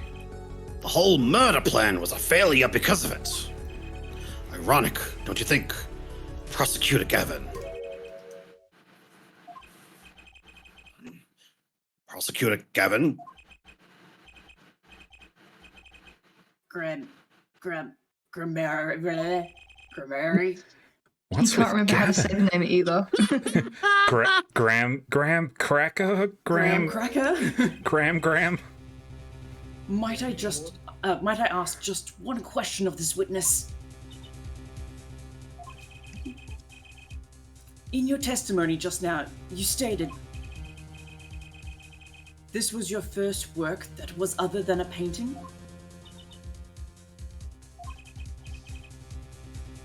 Please, tell me. What exactly did you make? Can I ask what? No! Answer the question now! Damn Clavier. Prosecutor Gavin! You're usually not the one whose volume concerns me. Yes, it is unbecoming of me. I apologize. But I must know, please. Miss Mishram, tell me. It was a book. Little page in a book. A book? Please be more specific. You know, like what chickens say. Book, book, book. It was a handwritten book. Like a diary.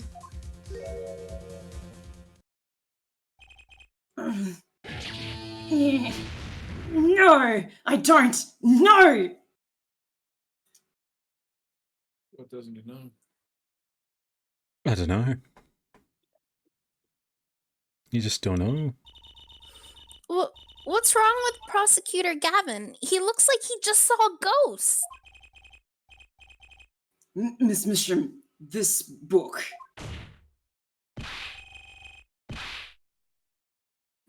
Was there a picture of a silk hat on the back cover? Yes or no? How did you know? Prosecutor Gavin, the defendant is answering all of your questions. Stop badgering her. Did you my witness? He's told you nothing, has he? You soiled, sullied Mentor? Nothing? Sullied who? Phoenix Wright. Who else? Daddy? He never told you about the trial 7 years ago? About how he came to lose his attorney's badge? It was a certain piece of evidence that decided his fate, you know? A certain diary. On the back, it bore the mark of a silk hat. What? Phoenix Wright tossed out of the profession by false evidence? And the forger who made that evidence is the girl standing right in front of me? Vera, you must tell us. The evidence you made was used in a trial 7 years ago. Who asked Drew Misham, you, to forge that evidence? For all our sakes, who was it?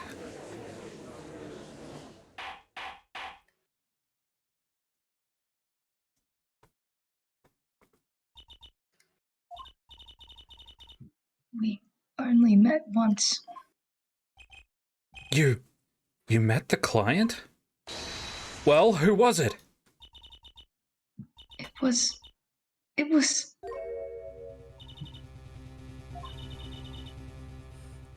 What's going on with Vera?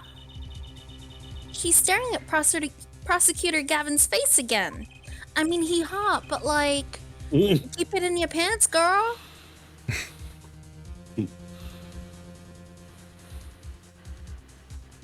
Yes. What? Is there something about me? I remember clearly.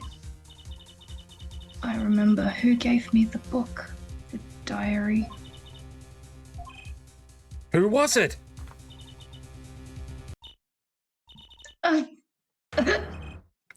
Vera!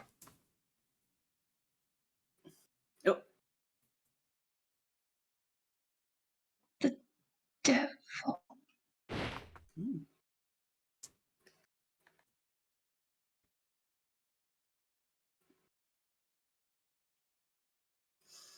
Defendant Vera Misham, condition unconscious. Examiner's diagnosis, acute atroquinine poisoning. Oh, fuck. This ends the recording of the trial for the murder of Drew Misham. Vera Misham was, during the trial, poisoned by an unknown assailant. The dosage was just under the lethal amount, sparing the defendant's life. She is currently in intensive care and is not to be disturbed for any reason. A very simple case, at first glance, until it finally began to show its true colors. The long road to the truth takes us to the record of another trial. In some ways, that was the starting point of it all. And that is where we must go. Oh, baby! To find the whole truth. No, baby. Get baby. Alright, can I just say, that was actually a really neat, like, culmination of everything so far. So far, this case, I'm really enjoying. Yeah, this case not bad. Yeah, I knew this would be the case that everyone enjoyed, thankfully. I'm just glad there was one. Yes, yes. I agree. Did we want to call it there, or did we want to keep going for a bit? It's up to you. Depends. Do I get lines at the next one? Yes, you do. I'm sorry. That's okay. I actually need to. I'm pretty sure you do. I'm gonna make this. I'm just gonna check. Yeah, he does. He does. He does. He absolutely does. I can keep going forever. Yeah. Oh, damn. I'm good to keep going, but it is also dependent on my colleagues, depending on how you're all holding up too. There's I think there is a small bit that we could get through that won't take too long. Maybe like half an hour, 40 minutes if yeah. I can do that, yeah. Okay. Yeah, there's lots of clavier in the next bit, so it's your time to shine. There's a lot of Clavier, there's a lot for Fluffy. I don't think there's anything for Hera or Sunny. Okay, good. So I can go shower right quick. Yeah, pretty much. Okay, I'll be Using back. my voice. Okay. All right, let's go. Let's do it. We're going to overwrite that existing save data. Fuck you. Oh, I get to stop having the big voice. Showdown time. The big voice. It's only a game of poker. Sorry, Bromy, this is actually meant to be you voicing the other person. I forgot to Game tell I've you. played for a very long time. Who was the first? The man I killed, of course. Well,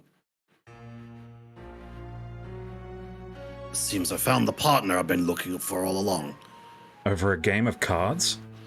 Why, yes, over a game of cards. That was how we first met. 7 years ago. 7 S's. 7 years. What about one ass 7 times? Oh, 7S. 8 legs. 7 Virginias. April 19, 9:27 a.m. District Court, Defendant's Lobby number 2. Oh. Okay, it's been a long time since I felt like such a rookie. Gotta try and relax. Good morning. That's Oh, me. never mind. Yes. Nice try, Burmy tries. Good morning, Mr. Enigma. I'm sorry to have sprung this on you so suddenly. I received the files from your previous attorney only yesterday. Mr. Honestly, I'm not entirely sure I'm prepared. I understand I am asking the impossible of you. Yes, well, you haven't really told me what happened yet. All we did was play cards. And that was enough. Actually, it wasn't. Trust me. Oh.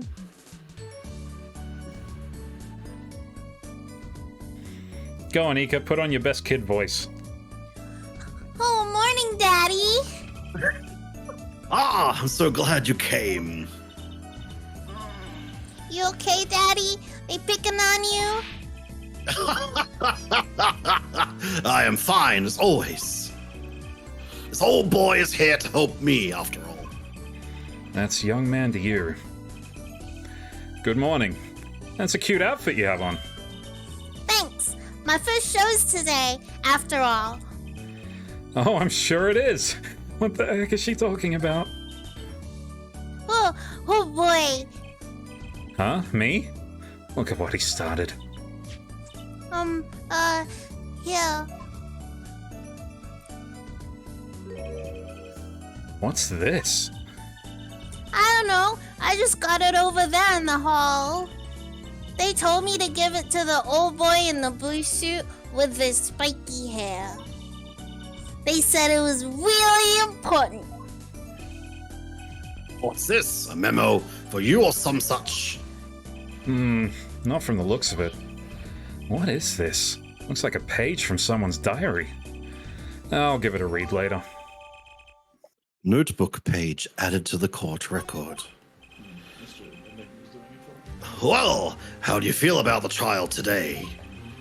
We'll get through it, somehow. Incidentally, the prosecutor today is a new guy, I hear. Easy win then, yes? They're calling him a true thoroughbred in the history of the prosecutor's office. Of course, there's one of those every year. The switching of attorneys just before the trial. I know it is a difficult situation I put you in, but allow me to say one thing, Mr. Wright. Yes? They will not be able to pronounce me guilty today. So do your best, but do not worry. First time a defendant's ever given me a pep speech. I'll do what I can. I see you do not understand. You see, it would be impossible for them to declare a verdict. Impossible? Yes. Isn't that right, Trucy? Yup, you bet, Daddy. My first look at the case was only yesterday. And the information I was given was a tad bit lacking, to be honest. Still, I'll do what I can, for their sake. I believe the curtains will be lifting any time now. I am in your capable hands, Mr. Wright. My client is Shady Enigma, known to the world as Zach Gramari. A wildly popular magician, star of Troupe Gramari. His mentor, Magnifique Gramari, was a rare breed of magician. He single-handedly ushered in a golden age of stage magic, until he was shot dead. And Zach Gramari is the suspect. April 19, 10 a.m. District Court, courtroom number 7. Court is now in session for the trial of Shady Enigma. The defense is ready, Your Honor. Is the prosecution ready? I was just thinking. Is this what all the fuss is about? Bit of a buzzkill, really. Buzzkill? Is this some new kind of crime? One of the worst. This is a trial, yeah? Where are the sweaty palms, the pounding hearts? The Gaviniers concert got 10 times the thrill this gig's got. Who you again? Clavier, Gavin. Clavier. I came to get the party started. Legally, yeah? Clavier, Gavin. Defense attorney Christoph Gavins. Figure my bro's more famous in this part of town. Clavier Gavin, lead singer for the mega hit band The Gaviners. You're out of your league, rock boy. I know what you're thinking. You're out of your league, rock boy. True, my debut single, 13 Years Hard Time for Love, went platinum overnight. But that's just a hobby to me compared to this, yeah? Talkative, aren't you? I like your affected Euro rock accent, by the way. I know, right? I'm just getting warmed up. Her attorney, right? Perhaps you would be so kind as to fill us in on the case. A chunk, baby. Time to call on the opening act. Bless you. What was his name again? Yes. Detective Gumshoe. Hit it! Hell yeah! He lives! He lives. He's here. And you are? Hey, you're the one who called me up here, sir. Name's Dick Gumshoe. I'm a homicide detective down at the I almost said homicidal. I'm a homicide detective down at the precinct. What's that, a new bike? Detective Gumshoe. Latest victim was a kid, apparently. Oh, shit. I guess I gave him my gun. Hey, you! Shame I'll never get to see Pearls again. Huh? Me?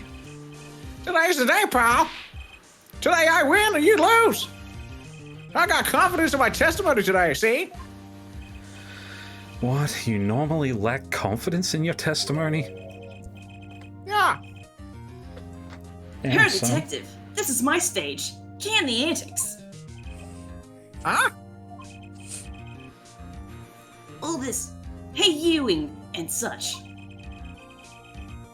And I could care less about your history together.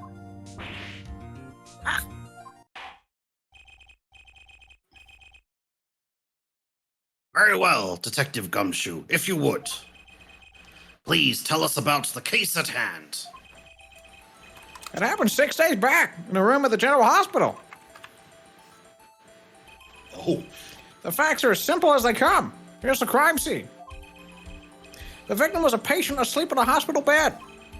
The killer comes in, puts a pistol to his forehead, and bam, lights out. Sounds like Pearls. Yeah, I told her well. Them was the facts. She's got one mean streak, I'll tell you. She won a 50 cal. Man, that kid.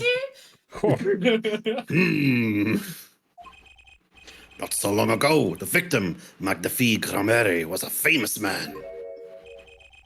He had the entire country under his magical spell, as it were. That's actually cool art. Ah, yes, the great magician. He retired years ago, though. Saying the name Magnifique to one of my regeneration, you'd be lucky to get a blank stare.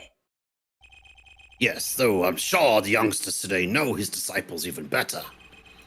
I dare say Troupe Gramere has made quite the name for themselves. Anyhow, the retired Magnifique's been in the hospital for it last year. What was it? A mal-ignorant tutor or something? Doing something to his liver, I think? Yeah. Here, a malignant tumor, perhaps.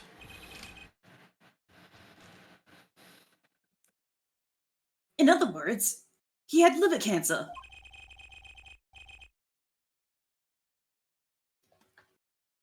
Apologies. He only had 3 months left to live, in fact. Magnifique's chart added to the court record. I have to take out Sunny next. Scared. You should be. It's not muted, Fluffy. Okay, we'll go for the left kneecap. You take the right one. I just imagine the judges like thinking about this. I'll take the left, you take the right. Nico, kneecaps. The facts do seem simple enough. But something's not right. The victim was already climbing a 3-month stairway to heaven. Why not wait for him to knock, knock, knock on heaven's door? Why shoot him? I know these references. I wouldn't have put it quite so lyrically, but it's true. Why make the effort to commit murder when the victim was about to die? Incidentally, the victim had a serious case of diabetes. Diabetes? Oh, sorry, diabetes. Yeah. Yeah, that makes more It sense. means he was going to die. In fact, he was about to shoot up with insulin. That makes sense. When he was shot with a pistol, the syringe was found at the crime scene. Chronic diabetes and cancer. As much as it pains me to say it, the victim was clearly at the end of his life. Small syringe added to the court record. I believe the question before us is clear then. Why did the killer have to shoot this dying man? What reason could he have had? Very well, detective. Perhaps you can enlighten us to the circumstances of the shooting. Yes, sir.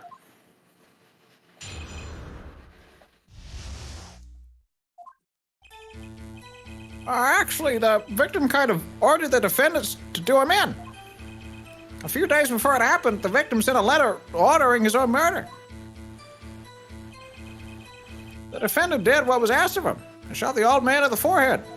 Her forehead. Yeah, we'll get that later. The bullet was fired from the pistol found at the scene, no doubt about it. And the pistol definitely belonged to the old man, sir.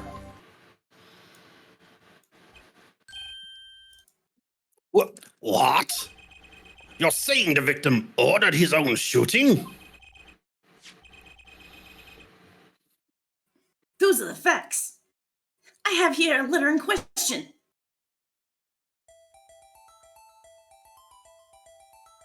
To my beloved student, Zach. Fuck.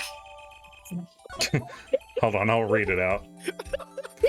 Very unusual indeed. Very unusual. To my beloved student Zach, to you I entrust the task of lowering my life's curtain. Come on the 13th, 11:05 p.m. I will ready a gun with which you will be will be shot. Fuck. Be shoots. Which you will shoot.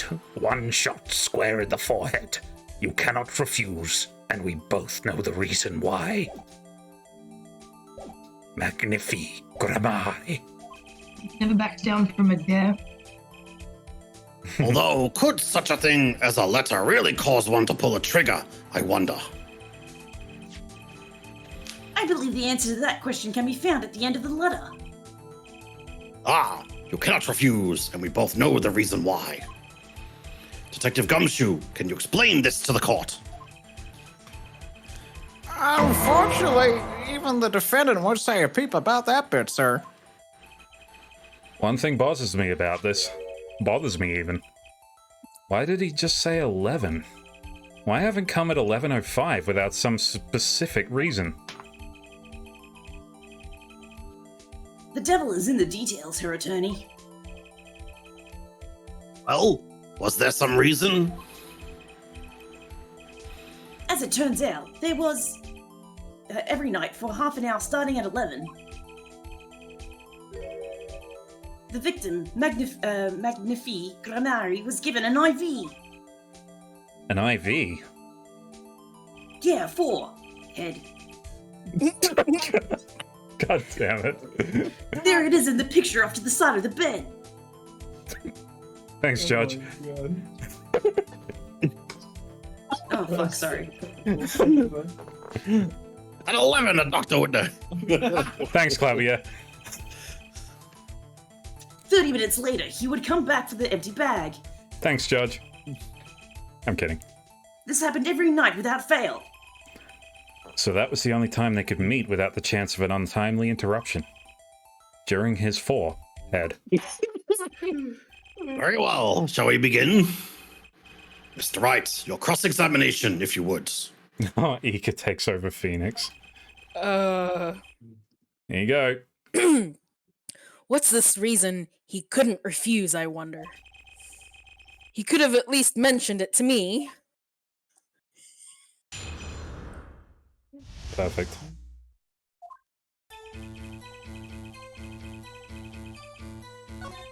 I like that they actually changed the music for this flashback as well to the music from the original game. Mm. Oh, I hear it, yeah. Yeah. Do you full hear it? How can you be so sure? Hey, you gotta learn to stop relying on people to do your thinking for you, pal. Learn to think for yourself. Get that noggin cranking. Damn, that's saying something from Gumshoe. Yeah, crank that soldier boy. Superman, that hoe. You fail to grasp the concept of questioning, detective. That's literally his job. First, we got this letter. Hey, guess what? I'm still better than Emma, and that says a lot. It says shoot in the forehead. Loud and clear. Forehead. Forehead. You get that later. I can see that, but I still wouldn't do it. Well, maybe you need to grow yourself a backbone, bro. What the fuck? You fail to grasp the concept of shooting people is bad, detective. You failed to grasp that I'm a cop.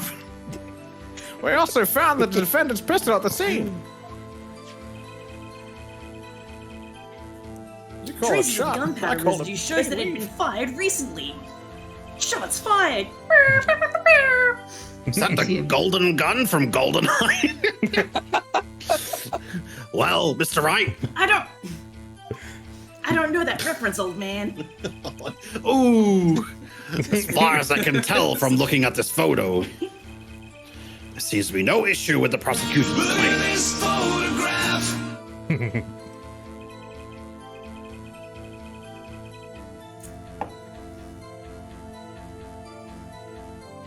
The photo. Maybe there's something in there I can use.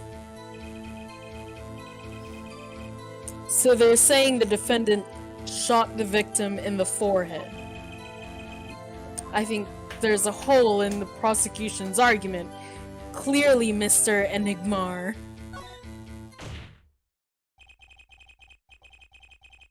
Looking at this photo, another possibility occurs to me.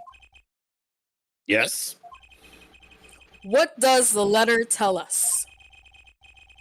That the defendant had a reason he couldn't refuse his teacher's wishes. Bingo, pal. That's why the defendant popped one on the forehead. Oh? The defense disagrees. You see, the defendant had another choice he could make.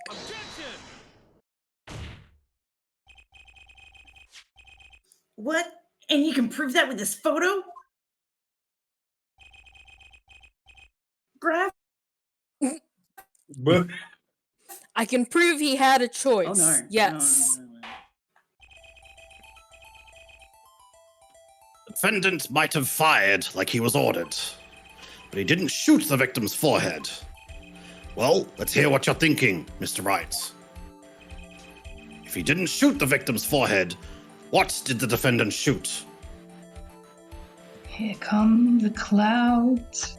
Those Laffy Daffy clowns. Thank you for that, Ika. Did a good Feeny voice. The clown doll? Take a closer look. See? It's been shot in the forehead too. Ah, there's a hole in its forehead. That is exactly what I said. Yes, and a hole in the prosecution's claim.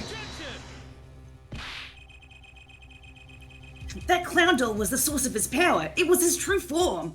You're saying that was the lich's phylactery they shot? Yeah, it was his Horcrux. And I suppose you have a reason as to why he'd shoot the clown doll? He didn't just shoot the doll. He shot the doll's forehead. His forehead? Ah. Let's read the orders once more, shall we? You will shoot. One shot, square in the forehead. Which is exactly what he did. He shot the clown doll square in the forehead. The defense has raised an intriguing possibility. That hole in the clown's forehead definitely looks like it was shot. Bailiff, send someone to investigate this matter. I admit, I'm impressed, but I expected nothing less. Still, this doesn't mean he didn't shoot the victim. Oh god, my throat. Perhaps he did have to shoot a forehead as ordered, but the letter says nothing about whose forehead. This was the only way he had to follow his orders without taking a life. The bullet hole in the clown doll's forehead does demand an explanation. Might very well be a clue, yet Prosecutor Gavin is right. It alone does not prove the defendant's innocence. You cannot say for sure the defendant didn't shoot the victim. So sorry, Mr. Wright. How sad it is to see the mighty fall. How sad it is to see the novice's overconfidence. He doesn't realize just how big this little hole is going to get.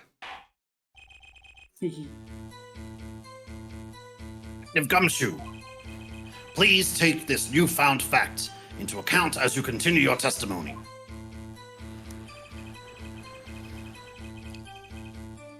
So what if you shot the clown? You still shot the victim, pal. No, I'm gonna shoot you in a minute. Shoot your shot, boy. Oh, whoa.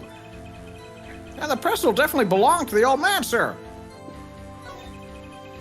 The bullet was fired from the pistol found at the scene of the... No doubt about it. You mean this pistol? The one in the crime scene photo? That's the one. It's a funny-looking gun, so there's no mistaking it.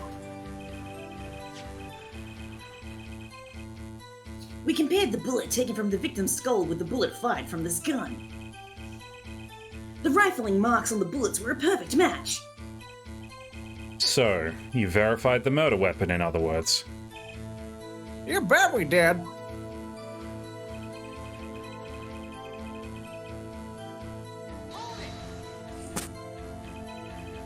Why are you so certain? What pile of sand has your head been stuck in this whole time, pal? You never heard of Zack and Valen's quick draw shoot 'em? Huh? What's that? One of the defendant's specialities. Zack and Valen stand on either side of a girl. And they shoot. But the bullets don't hit her. Instead, they hit everything else on stage. This is one of the pistols they use in their show. Got a great design, huh? The kids love it. Fucking hell, Gumshoe. Many boys and girls joined the police because of that pistol, I hear. You know, that would explain a lot about the police force. Oh!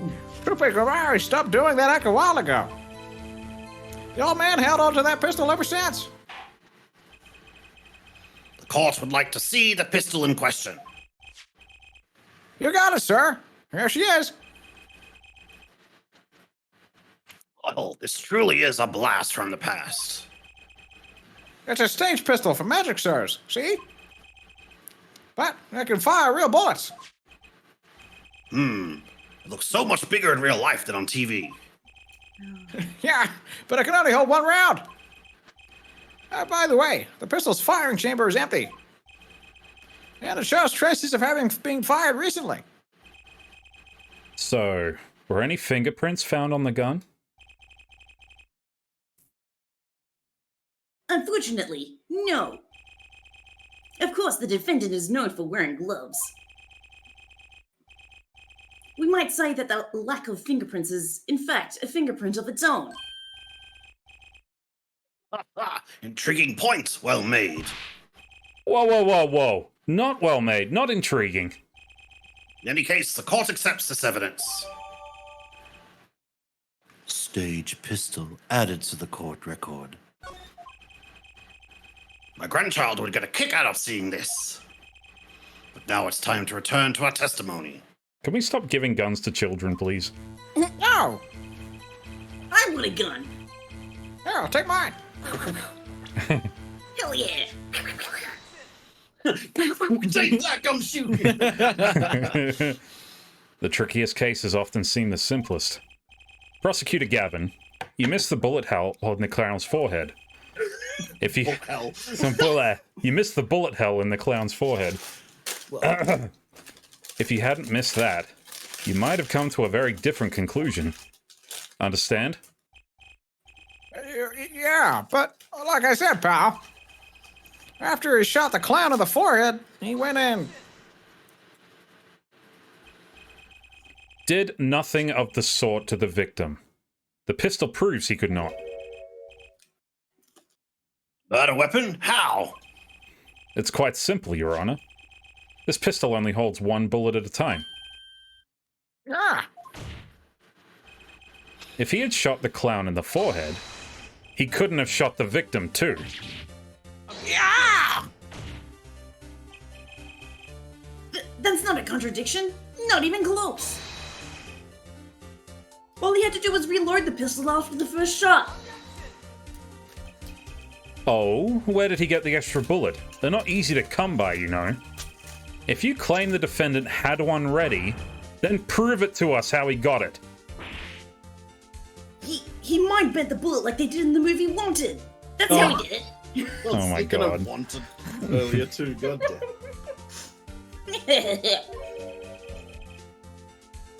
I had a feeling this wasn't over yet. No, this party's just getting started.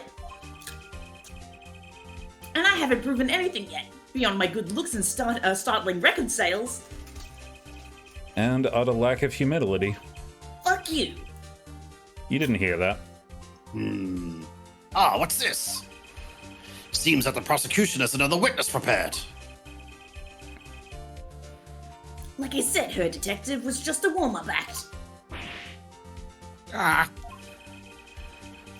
Now that the audience has gotten a taste of what's to come, they're ready. To Ready come. for what? Oh, I see. For my decisive witness, of course. A witness who you will find can prove one thing for us. That it was Zach Ramari who shot the victim in the forehead. Very well. We will pause for a 15-minute recess. This might be Yeah, my monkey lucky break. bars. I'll need that 15 minutes to talk to my client, Zach. Court is adjourned. To be continued. Don't do it, pal. Don't send me back to the back rooms. Oh yeah, by the way, that's the last time we ever see Gumshoe in the series. Oh. Aww. I know, it's very sad. Gummy. April Also Miss 19th. Slaughter. You miss Lotta.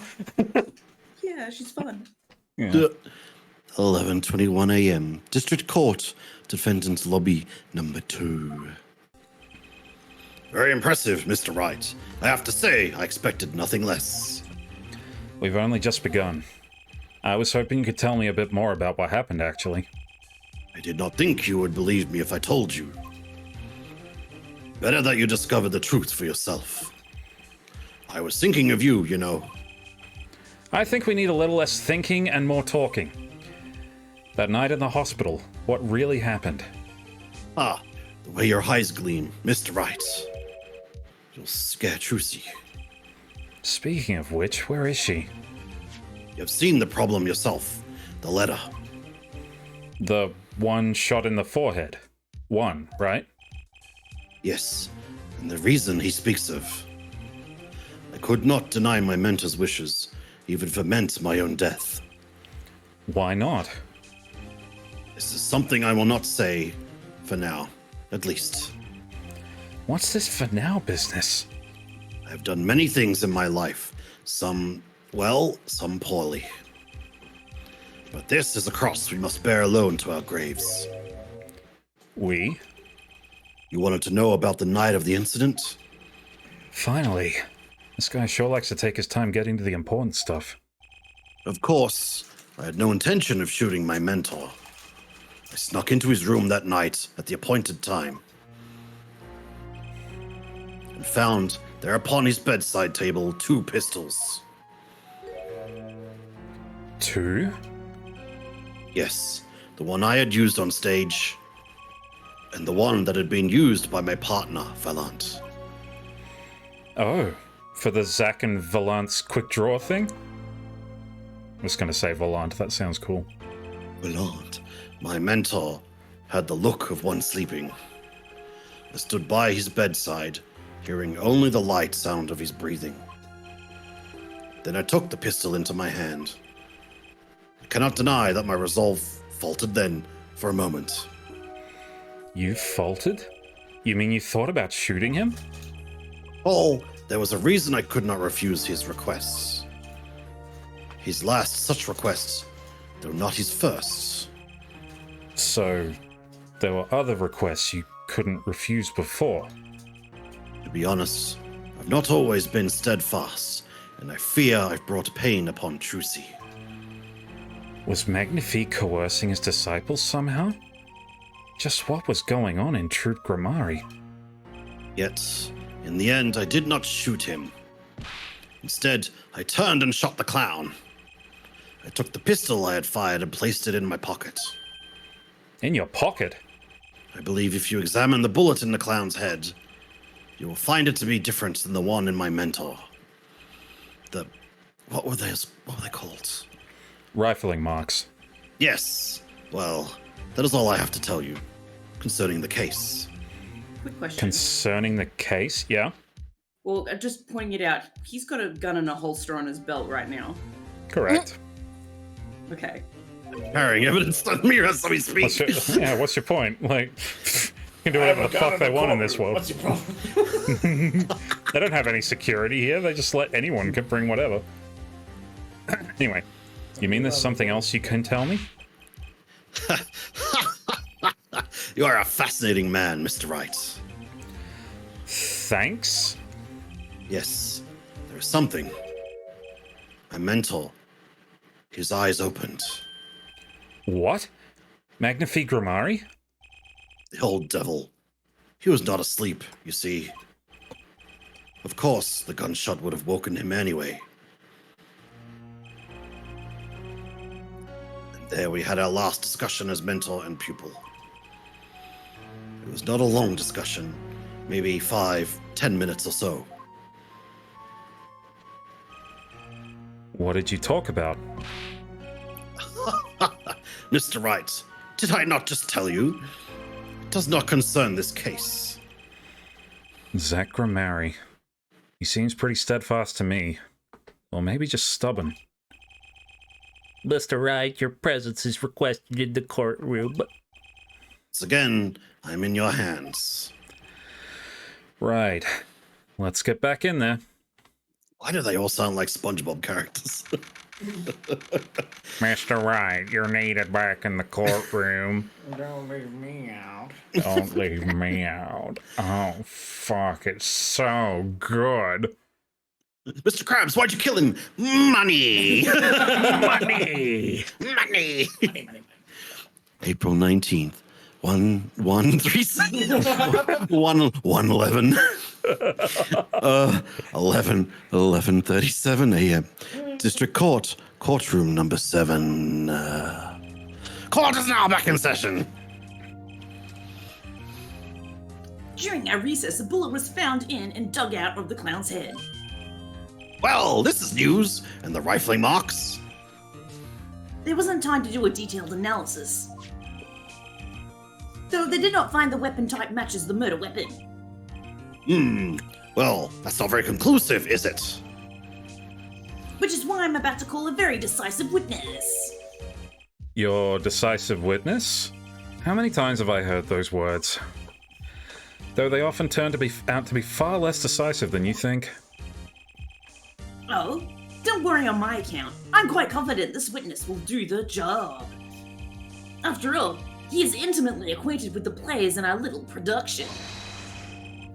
Bring the other half of the troupe Grammari's famous duo, Zach and Valent. Valent? Valant Grammari. So, we get to meet the great Magnifi's other disciple. Oh my god.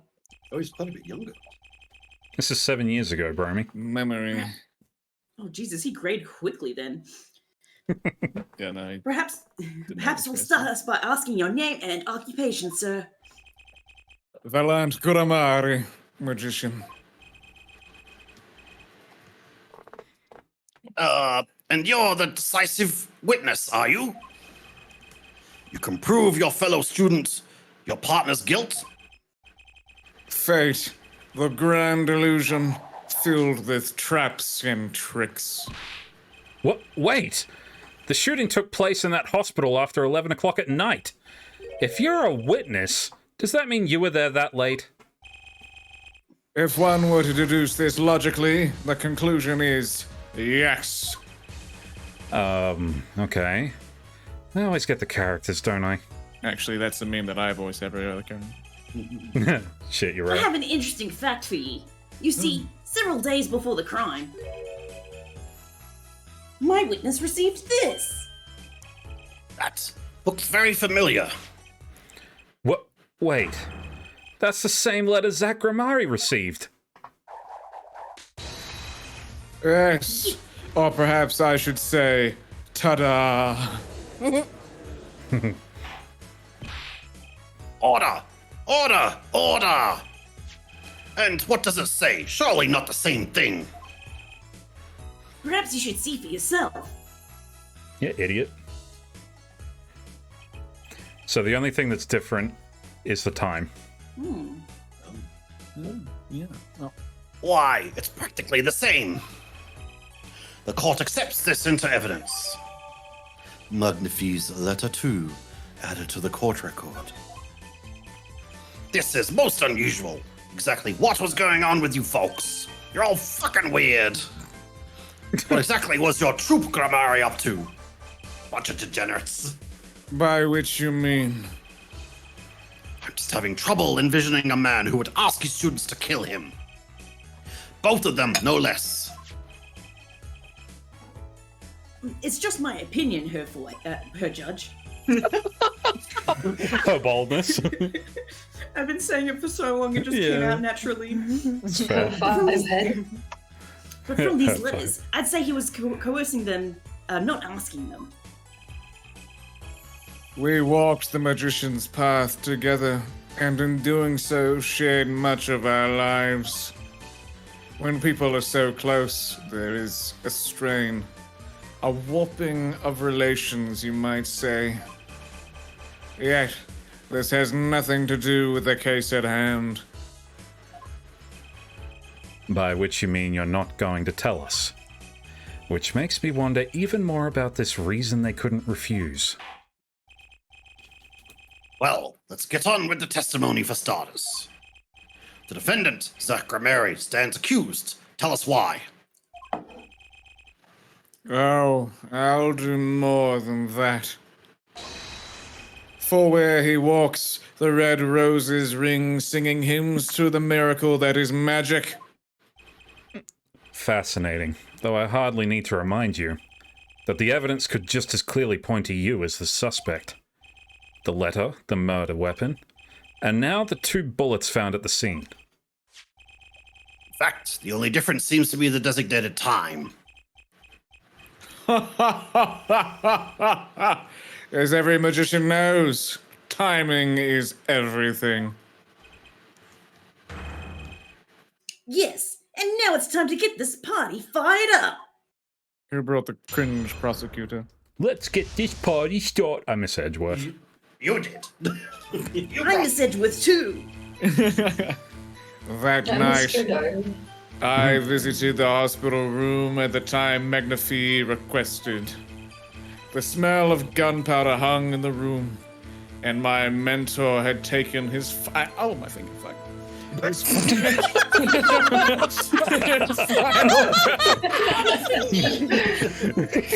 cracked my finger. I just imagine him like gripping onto the witness stand, and then he's just like a splinter goes into his finger. He's like, "Ow, my fingy!" I cracked my pinky and it hurt. Oh Jesus! And my mentor had taken his final bow. I did not imagine my fellow student might have received the same instructions. Yet, a deal with a deed is still a deal. Death's sweet kiss I gave to the clown. Then I informed the doctor and the police.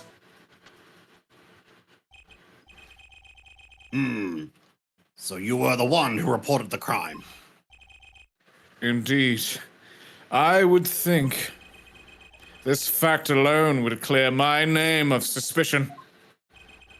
Well, let's not jump to any conclusions. Yes, cross-examination generally comes before the conclusions in this court. I've played enough Among Us when I know when subby's self-reported. But if your testimony proves to be true, then the defendant, Zach Grameri, is guilty. And if it wasn't Zach Grameri, then the killer was you, Valant. I'll have you know that all 90% of self-report accusations come from a place of overthinking. And no disappearing act will get you out of that. Watch me. He vented. I was in My God. medbay. Maybe I should have gotten Doctor to voice Valant, because he's doing some serious self-reporting. Her doctor.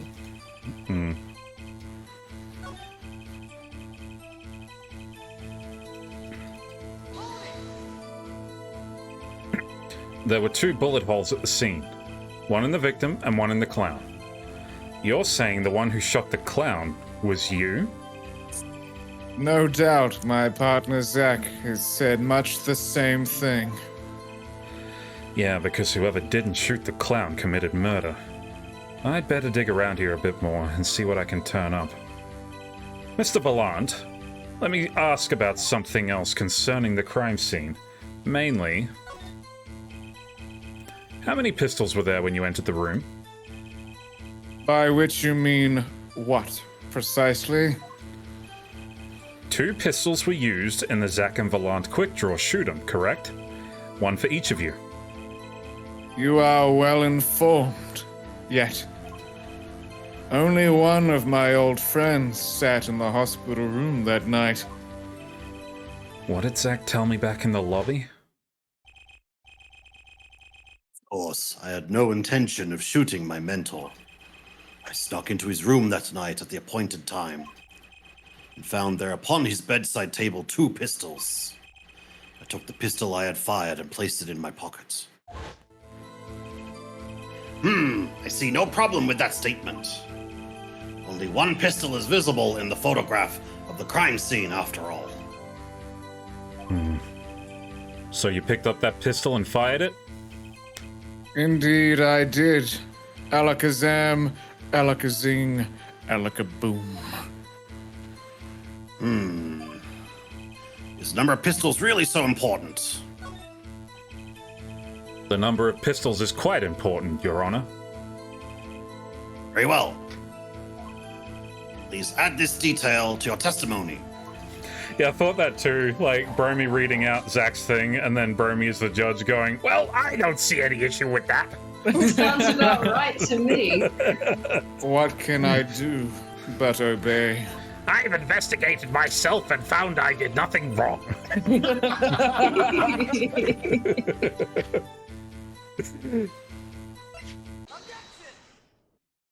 Likely story. According to the defendant, Zack Gramari, when he entered the room, there were 2 pistols on that table. Oh. One of those pistols he used to shoot the clown in the forehead. Then he left with it in his pocket. It's still there, even now. Of course, this is what he would say. Unlike that hapless clown, we must have assumed our defendant had some brains in his head. Well, what about what Mr. Volant has told us? You see, there's something about his testimony that doesn't make sense. What might that be? I told you, I took the pistol that was there and shot the clown. That's your story, at least. But the rifling marks tell a very different story, Mr. Volant. Recall what Prosecutor Gavin told us.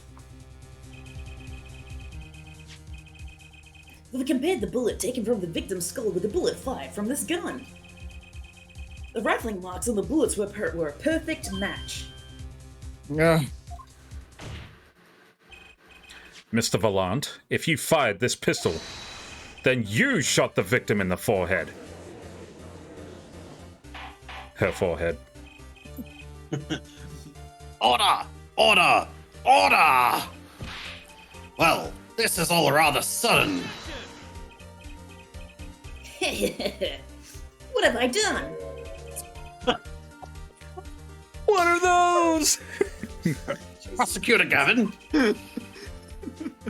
I owe the court an apology. What have I done? Sorry. Have I succumbed to darkness? Darkness am strongest than light. Sorry for what? Sorry for party rocking. You see, I was unaware that 2 of these unique pistols were crafted. An analysis of the rifling marks only proved the type of gun that fired them. But that's literally like updating the autopsy report. What the fuck? That's not your move. You said you'd verified the murder weapon. Which is why I'm apologizing to you now. Quite sincerely, I might add. Would you hold me accountable for a mistake made in my youth? That was just this morning. I am still young. Younger than you. And, I might add, it wasn't really my fault. If the defendant had only admitted he took 1 pistol from the scene of the crime, we would not be having this pleasant discussion now. Ugh. Volant Gramarant? Yes, Your Honor. Volant Cramarant? It's me, Volant Gramari.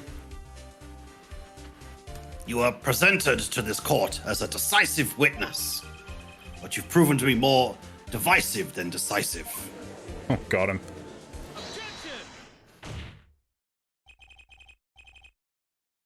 You'll see in time.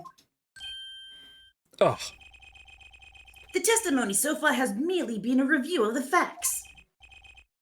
The proof comes next.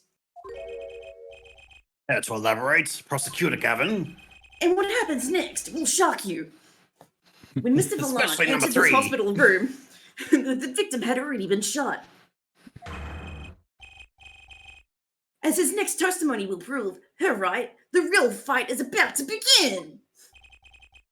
Bring it. Very well. The witness will now testify to the court. Help us determine who shot what. Just for context, for anyone who doesn't know, Clavier is 17 here. What? I'm not a legal adult yet. Don't you have to be over 18 to be a lawyer? Nope. He studied in Germany, yeah? Oh, the Germans? Yeah. Yeah. He fetched the Luga? Yes. What the fuck? Germans can start drinking at age 14. It was the same thing with Francisco. I arrived in the hospital room at the appointed time, which is to say 11:20 p.m. After discovering the body, I fulfilled my obligation, then called in the doctor. The doctor examined the body before the police arrived. He was quite clear about the time of death, 11:10 p.m. And the one in the front, and the one in the room at the time was my partner, not me. Goodbye, Sonner. Sonny's laptop died. I know. I shot it in the kneecaps. That's impressive. Those times are rather close, you have to admit. You're talking about an alibi established over a matter of minutes. To us, a 10-minute discrepancy as the basis of your alibi.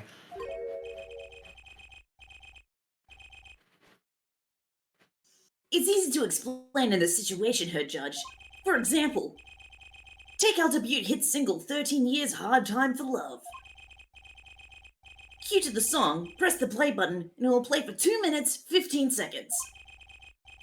Do it 100 times, the result is still the same. Sun is back. The debut single was only 2 minutes and 15 seconds long? What a ripoff. Welcome back.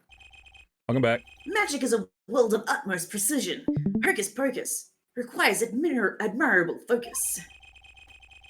And in the time of death determined by the doctor, there is an incontrovertible truth. Very well. The prosecution warns us that we're dealing with rather precise times. And we can expect the cross-examination to require the same level of precision. I would hope the defense refrains from its customarily broad, sweeping accusations. Lest we blur the focus this case so clearly demands. Point taken. Baseless remarks will result in a penalty. Carry on, Mr. Wright. Carry on. Right. My wayward son. Carry on, my wayward son. There'll be peace when you are done. Gosh. Well, I don't want to press the wrong one. He might get angry. I don't think I'm stepping out on a limb to say I have some doubts about this. How could the doctor be so precise with the time? We do usually only get an estimated time of death, true. I'm not sure I've heard of a verified time of death. Magic revels in making the complex appear simple, but reality is the opposite. What appears complex in this case is a simple matter of subtraction. See, another person has done their arithmetic homework. The point here is the form the victim was taking. It's quite visible on the photograph of the scene. God damn it. What have you done? Recall what we heard earlier about the victim, Magnifique Mary's schedule. Every night at 11, Magnifique took a 4-drip for 30 minutes. Took a 4-drip for 30 minutes. Oh my god. I can see the 4 bag right there, yes. Now look sorry. Now, look a little closer. Follow the tube down from the bag to the end. Wonder why there's no blued in the photo. It's a kid's game. The needle's been removed. The first trilogy had blued. Well, fuck. Doubtlessly, it fell out when he was shot. It seemed to be the case.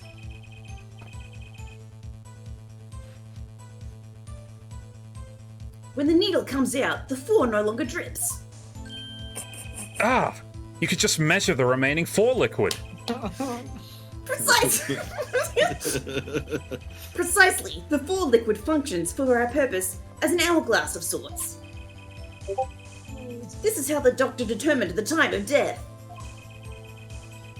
From the amount remaining in the bag, it was determined that the 4 had stopped 10 minutes after administration began. Rocky 4 report added to the court record. Adrian! Adrian! And so it was when I, Valant, entered that room. 10 minutes had passed since that horrible crime was committed, and this is proof. My bad. Well, Mr. Wright? Did that seem important? Well, seeing how it is the biggest clue we have to the time of death, I'd say it's very important. Agreed. It would be hard to imagine a more precise way to determine the time. Behold the power of arithmetic. Very well. The witness will add this detail to his testimony. Sometimes the most magical thing of all is the truth.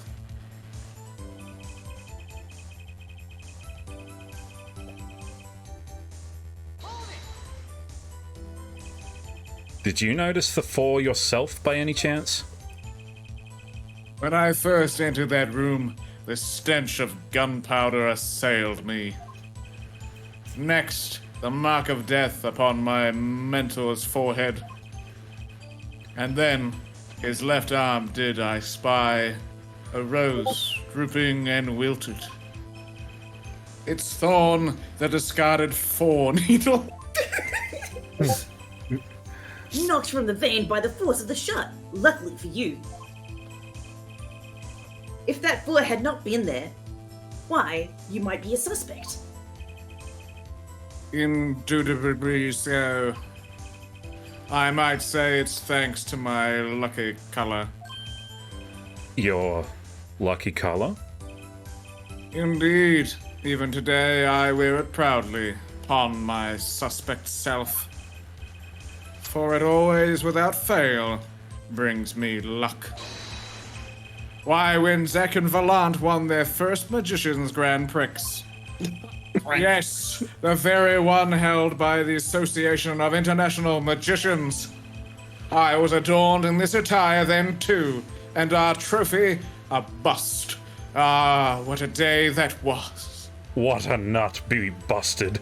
Yeah, it was a big bust. This is one trip down memory lane no one needs. My lucky color, yes, indeed. And that 4 too.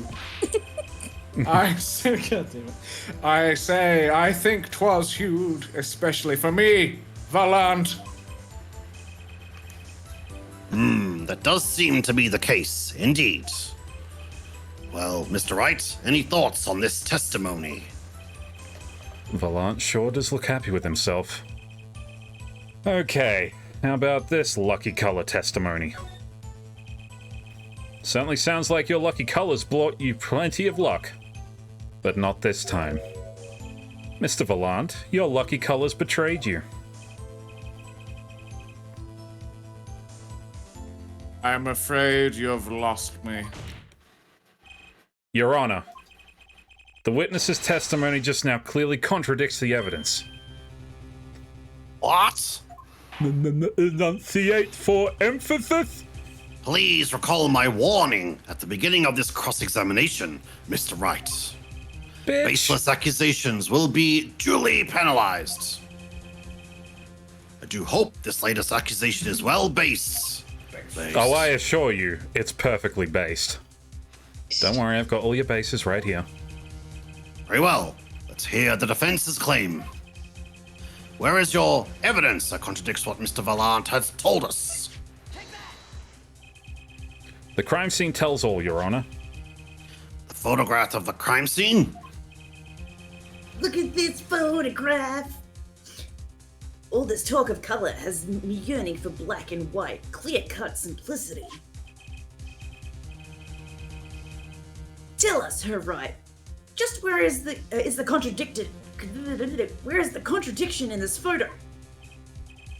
My pleasure. And I assure you, it's quite simple. But I can't promise anything in black and white. Let's hear what Mr. Wright has to say. Oh my god, it's the science music. I'm excited. What's in this photo is a poopy head. Shut up. You don't get to talk anymore. It's my turn, my show. I'm the judge now. Valant Grammari, let's get one thing straight about your lucky color. It's yellow, yes? Kind of takes the mystery out of it, but yes. Something wrong with yellow, Mr. Wright? Yes, there is. Decisively wrong, in fact. Take another look at the photo of the crime scene. This photograph, you might even say. What's this? Confusion, doubt. Tell us, what do your elderly eyes spy? Even my elderly eyes can see a problem here, Mr. Valant. Look at that forebag. What is this? What foul mag-ick? It would be hard to call the four-wicked. The four-wicked It would be hard to call the four-wicked werewolf. And I'm afraid no magic was involved in the taking of this photograph. Ellicott, no! Oh, Jesus. He's got magic pouring out of him. Yeah, get him, busted. Order! Order! Order! What does this mean? I've had enough of you. Rabbits, get him! Feast! Feast! Go for the jugular! Rabbits, get him! Beast and a new order shall come to our society, etc. That's a callback. That is a callback. I love that clip so You can much. catch that short clip on Linktree/Supe the Dog. You can indeed. This is some kind of mistake. Oh, I assure you, it's based. Yes, Prosecutor Gavin. Your witness's mistake. I got him. The greener they are, the harder they fall. I suppose there's no substitute for experience. Oh my god, he's the rookie killer now. Yeah, fucking got him. Bet you Valant made Grammari. As you reminded us several times, your lucky color is yellow, but the IV is clearly not. Well, this contradiction can mean only one thing. Just hold up a piss. And to think, you almost had me. Hmm? Who are you? I see your true colors now, Ace Attorney, Phoenix Wright. Wrong credits. Something you'd like to tell us, Prosecutor Gavin? As far as this court can tell, the witness's testimony does contradict the evidence. Yes, a contradiction. One that I shall be pleased to hand right back to Mr. Wright. How do you mean? How? Because the witness has made no mistakes. I agree, at a glance, the full liquid does appear sort of greenish yellow. But I assure you, The liquid itself is quite yellow. It's piss. Yellow liquids? How can you say that? It looks like Mountain Dew. As far as I can tell from this photo, it's green. Yes, but what color is the 4 bag itself? The bag? You mean the plastic bag on the hook? It looks like what to say, light blue? Precisely. Figured it out yet? Mixing blue and yellow together, the primary colors makes green. That's basically it. You get green. This, incidentally, is the liquid's true color. I see. Your explanation does have the ring of truth to it. Oh, shit. As I thought. There's no substitute for experience, Prosecutor Gavin. Prosecutor? You may tell a good tale, but you've just proven something rather grave. For you, that is. Grave? The liquid in the 4 is yellow, yes. But how did this witness know that? It's quite unnatural when you think about it. You did think about it, didn't you?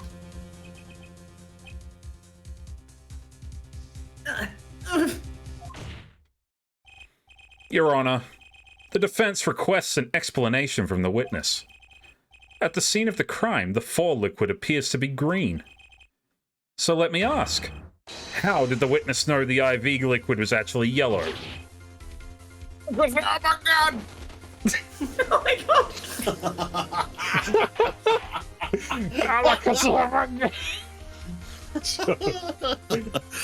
I need that as a fucking soundbite. Holy shit.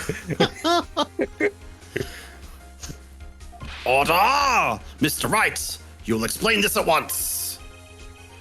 The witness clearly knew the color of the Vor liquid. The Vor liquid? So I saw it means something, but what? I can think of only one possibility, Your Honor. The witness, Valant Grimari, has testified that the IV liquid was yellow because... From the facts before us, the answer is clear. The witness knew that the 4 liquid was yellow. Why? Because he'd seen it before. But not inside the blue bag we see in the photo. He saw the liquid by itself, in a clear, colorless bag. Suppose he would have had to, but I'm still not clear as to what all this means. Ask yourself, why would he know if he didn't work at a hospital? That's where you'll find your meaning, Your Honor.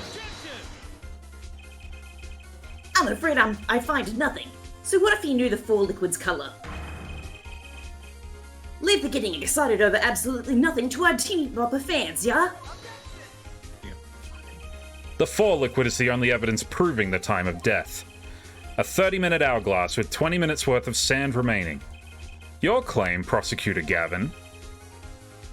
Remember it well. However, there is a critical difference between an hourglass and an IV bag.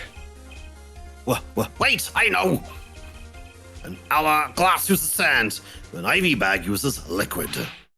What's an IV bag? Oh, I meant 4 bag. I'm right, right? No, because you said IV, it's 4. Hey, you said IV too. IV... Ah!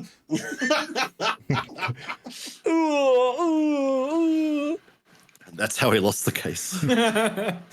As much as it... University, the IV University. Oh, yeah, the IV college, yeah, something like that. As much as it pains me to say this, Your Honor, no. Unlike the sands through an hourglass, these are not the days of our lives. 4 liquid enters through the patient's body, at which point, like magic, it disappears. However, what if the amount of IV liquid had increased? You couldn't tell, could you? After all, there's no way of knowing how much went in. Let me get this straight, her right. You're saying the witness watered down the victim's 4 bag? Not with water. but with 4 liquid. You mean piss? That's how you knew the 4 liquid was yellow. You peed on it. And it was all yellow. You put him down like old yellow. Now, wait. I said wait! How might an amateur such as myself essay to perform such a task? I'm an amateur choo-choo, but I can chew Papuchu into a cup. Jedi into a cup. I'm afraid there's quite a big difference between a cup and a 4-bag. Quite. Can you prove our witness is capable of such a feat? He has a point, amateurs. I at least would have some difficulty pouring 4 liquid into that bag. You don't need to be an expert to see the look on the witness's face. He added liquid to that 4 to throw off the time of death. I tire of these fairy tales lacking evidence. Well, Mr. Wright, any any solid evidence to bring us back down to Earth? No. Same. Valant Grammari. I'm afraid your magic won't serve you well in a life of crime. Might I ask what you're strongly suggesting? Magic relies on props, and props become evidence. Our witness was certainly able to increase the amount of 4 liquid in the bag. All he had to do was work a little magic, and the prop was... a victim's syringe? It's the perfect prop for the magically increasing 4 trick, and easily enough for an amateur to use. What kind of evidence is that? The syringe was clean, not a trace of liquid in it. And don't you find that odd, Prosecutor Gavin? What? The victim had the syringe to administer his insulin shots. There should have been traces of insulin left inside. Oh. Well, Valant Grammari, as you pointed out yourself, the 4 liquid makes the perfect clock. One that you could manipulate at will. Alakazar!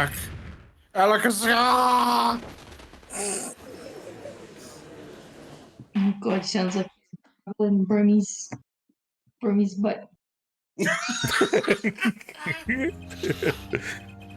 I do believe, well, with this being his first, that the burden of this trial has been a bit too much to bear for Prosecutor Gavin. I'm afraid that, while there is doubt as to the amount of 4 liquid in that bag, the time of death cannot be proven. And that brings our trial to a close for today. Well, maybe I can squeeze an extra day out of this. I can do a little much-needed investigation work. See, there are no objections. Court is adjourned. Phoenix is a dum-dum. He got overconfident. Truly, there's no substitute for experience. Nothing blinds one to the truth so effectively. Ha. A word to the wise. Underestimate the young, and they'll sweep your feet out from under you. In a way you've never ever expected. You see, I know exactly what you're thinking. What's he talking about? You say the witness used the syringe to manipulate the level of 4 liquid? But there is no proof. There's no proof he didn't do it either. Yes, quite true. He's admitting it? Nor was this witness quite as decisive as I'd hoped. This, I admit, after all, why linger in the past when the future holds so much? You have something in mind, Prosecutor Gavin? Proof, Hurt Judge. I have another way to prove my case. With evidence, no less. What's this? This is the victim Magnifique Romeri's diary. Diary? After going into the hospital, Magnifi began writing his memoirs, it seems. The story of his birth, his starting debut, and of meeting his disciples. It seems he intended for the last chapter to end, quite appropriately, with his death. Wait, that book doesn't say what the reason was, does it? The reason why his disciples couldn't refuse his last request? Sadly, it does not. What's important here is on the last page. Apparently, the victim wrote in his journal that night, even after the fall had begun at 11 p.m. Let's read it, shall we? Just read someone's diary. That's rude. Yeah, I know. Tonight's 4 is in. Maybe the last. I leave the rest to them. The first should come soon. This journal may end here, or it may go on, but not long. That depends on his hand. All that is left to mine is to lay down this pen. This does appear to have been written just before his death. The court accepts this into evidence. Magnifi's diary added to the court record. Read the very last part with particular care.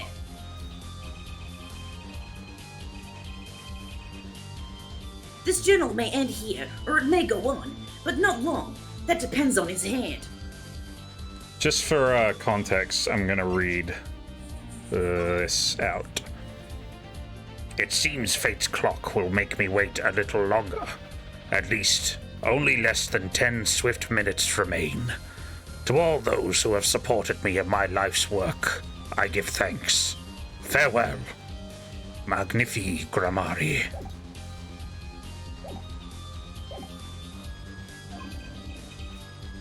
Of course, by his. He refers to a defendant, Zakramari. But it makes sense, yes. He was the first scheduled visitor, after all. But look at what he said before that. This journal may end here, or it may go on. It may go on. Magnifi Grammari intended to write again. That is, if Zakramari didn't pull the trigger.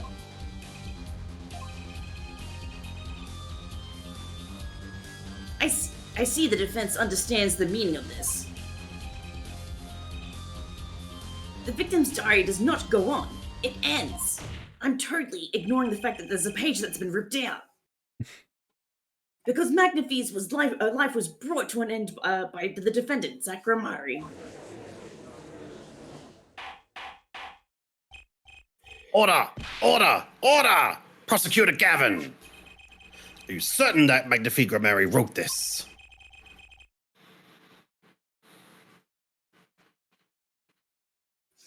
There is no mistaking his handwriting. Well, this does seem to be significant. According to this, Magnifi did intend to continue his diary. Yet, if his diary ended here, which plainly it did, Then the one who pulled the trigger was the first visitor, Zakramari. Well, how do you like me now, her right? Still too green for your tastes,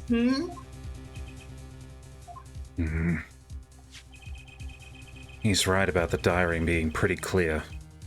Still, I find it very hard to believe that he'd overlook such an obvious problem with this precious evidence. well, Mr. Wright, the witness's testimony we heard was lacking. But put together with this evidence, it seems quite sufficient for a case. If the diary is accepted like this, the trial's over. Maybe it's time for me to show them something.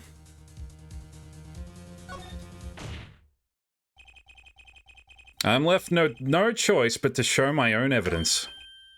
What? You have some evidence that overturns this diary?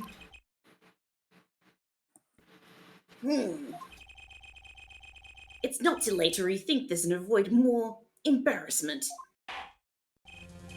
Very well. Please show us your evidence, Mr. Wright.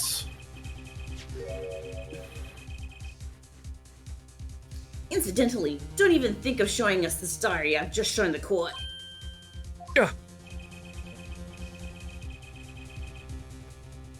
Now that we've come this far, I hope you have something a little more decisive. Show us evidence that proves the victim continued writing in his diary. All right, I'd be happy to. The decisive evidence proving that the diary didn't end with the page is...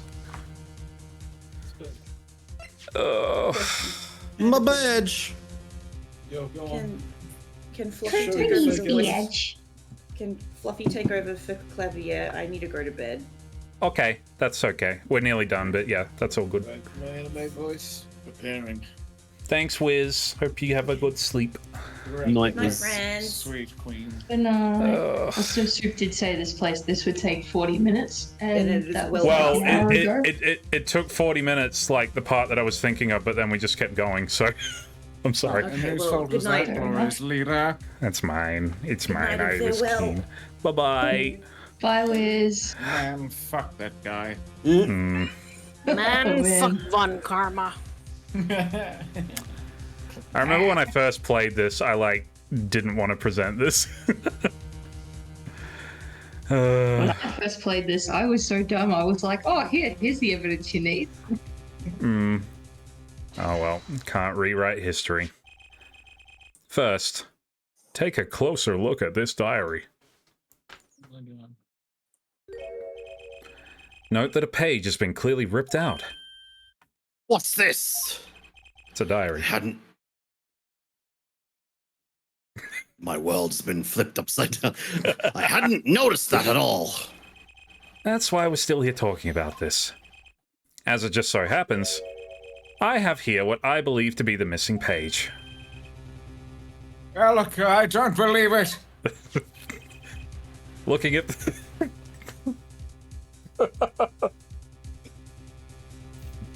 Sorry. Looking at this page, it's hard to imagine that the first visitor that night shot Magnifique Grimari. That's the defense's position. Well, wait, let me see that.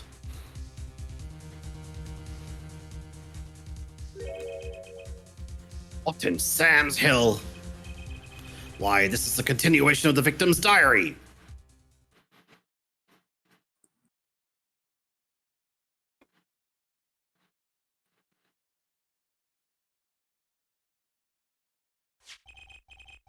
Note the torn edge of the page. It's a perfect match with the torn remains of the last page of Magnifique's diary. Quite remarkable. Would you care to explain what all this means, her attorney? The diary continued after his first visitor came, which means that the victim was still alive after Zach Grimari left, leaving no one to take his life but the second visitor. Valant Grimari. No. No! The handwriting, too, matches that on the other pages. This is, without a doubt, the genuine article. Every time I see his rabbits, I just think of ReZero. Order! Order! Order! But wait! That's impossible! That old man couldn't have written that.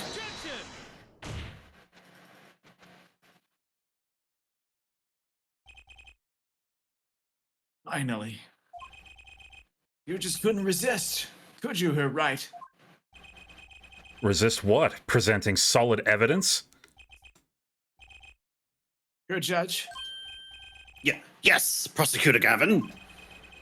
Might I request we put the current cross-examination on hold? The prosecution would like to call a new witness. But Prosecutor Gavin, this evidence overturns the current witnesses. I ask only to put it on hold. Please, my new witness has a very, very important piece of testimony to give. 5 minutes, no more. I promise, Your Honor. Well, if you put it that way, Mr. Wright, what's your take on this? Well, Your Honor, judging from his enthusiasm, he'll have to hear this new testimony sooner or later anyway. So it might as well be sooner. And though this is highly, highly irregular, we will put the current cross-examination on hold. The witness may step down. Now, Prosecutor Gavin, please bring this surprise witness to the courtroom.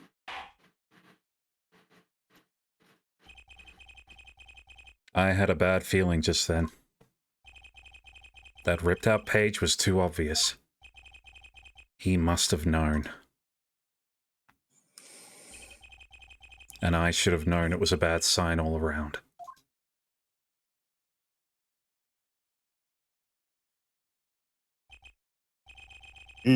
Holding trial with no audience is a first, even for me, Prosecutor Gavin.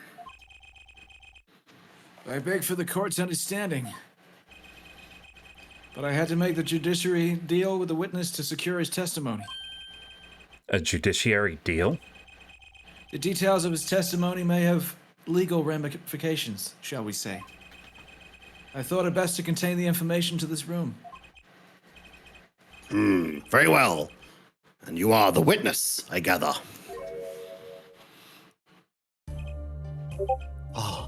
Yes. Yes, sir. State your name and occupation for the record. My name's Drew Misham. I'm a painter. A painter? And you are somehow related to this case? No, well, not per se. I have one simple question for this witness. Miss Ham, was it? Do you know what this is? Oh, yeah. I know it well.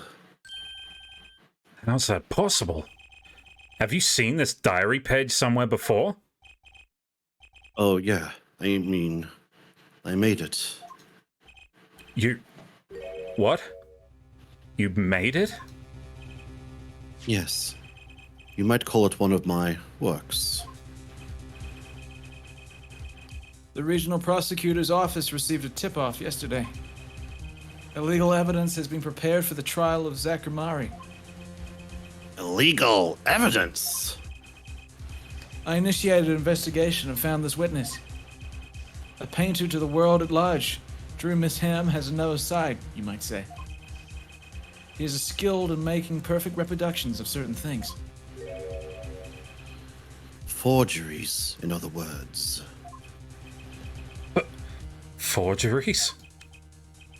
Well, so we are to understand that this page here is... a fake, prepared by a certain defense attorney. Hold it!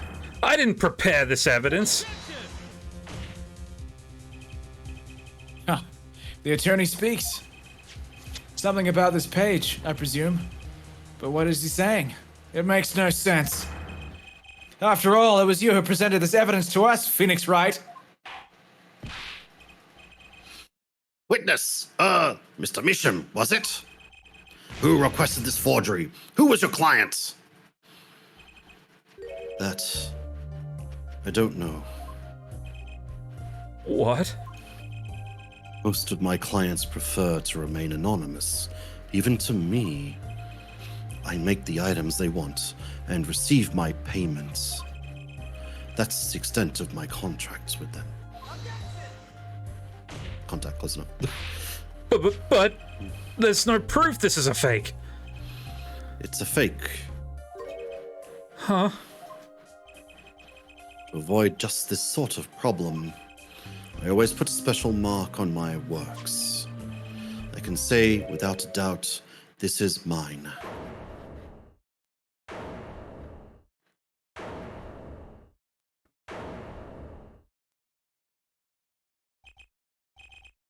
Mr. Wright, you have just presented illegal evidence to this court. My court. It was careless of me.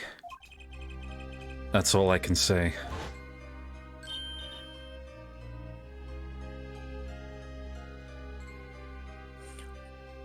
Oh, Here.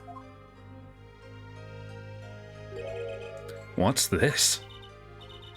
I don't know. I just got over there in the hall. They told me to give it to the old boy in the blue suit with spiky hair. They said it was really important. It was all a trap. A fatal trap. Mr. Wright, Yes. do you have an explanation for yourself? If I did, would the court hear it? Probably not. Forging evidence is a serious crime, and presenting it in court a serious mistake. A fatal mistake for an attorney.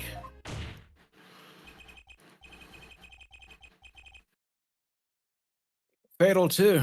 Perhaps for your client, I fear.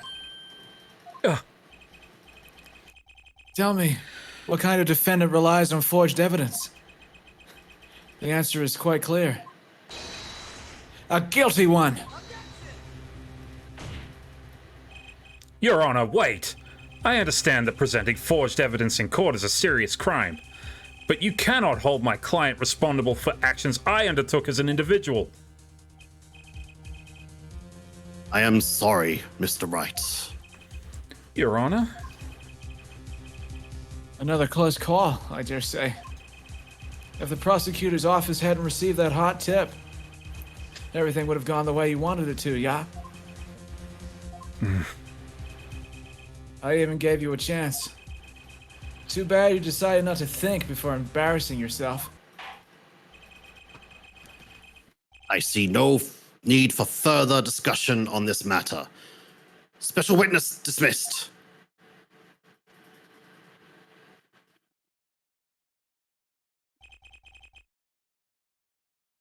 Mr. Attorney, Yes? could I ask your name? Phoenix Wright.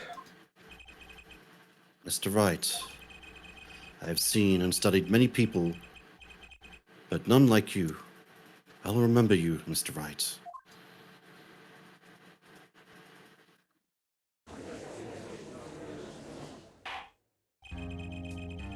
Oh, I deeply regret having to declare a verdict in this way. This trial is over. You have the right to find a new attorney and make an appeal. However, this court must. Your Honor. Yes, Mr. Zack? There is one thing I wish to make clear. Today, in this courtroom, you cannot declare me guilty. It is impossible. I'm afraid the defendant is quite mistaken. I most certainly have the authority to declare a verdict on you.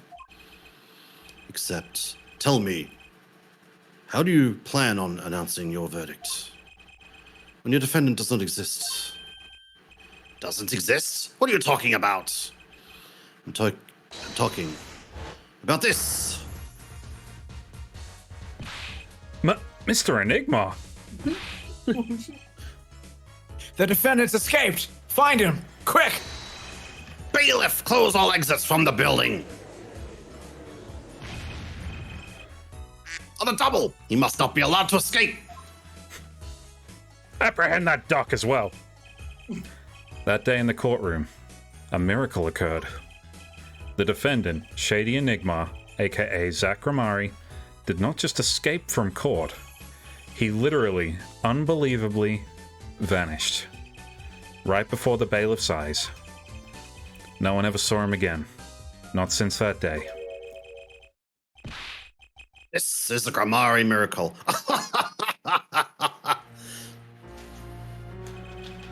No verdict was declared.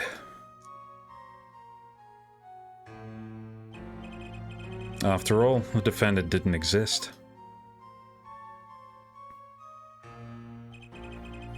That's how it happened.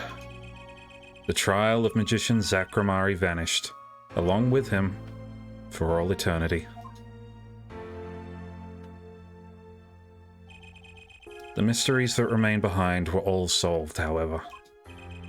but not until 7 years later.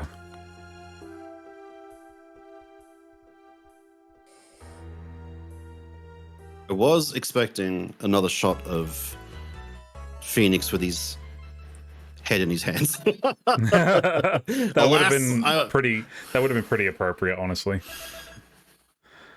Ugh. Okay, I think we'll call it there for tonight, for sure. My favorite thing about. Oh, You go on. don't mind.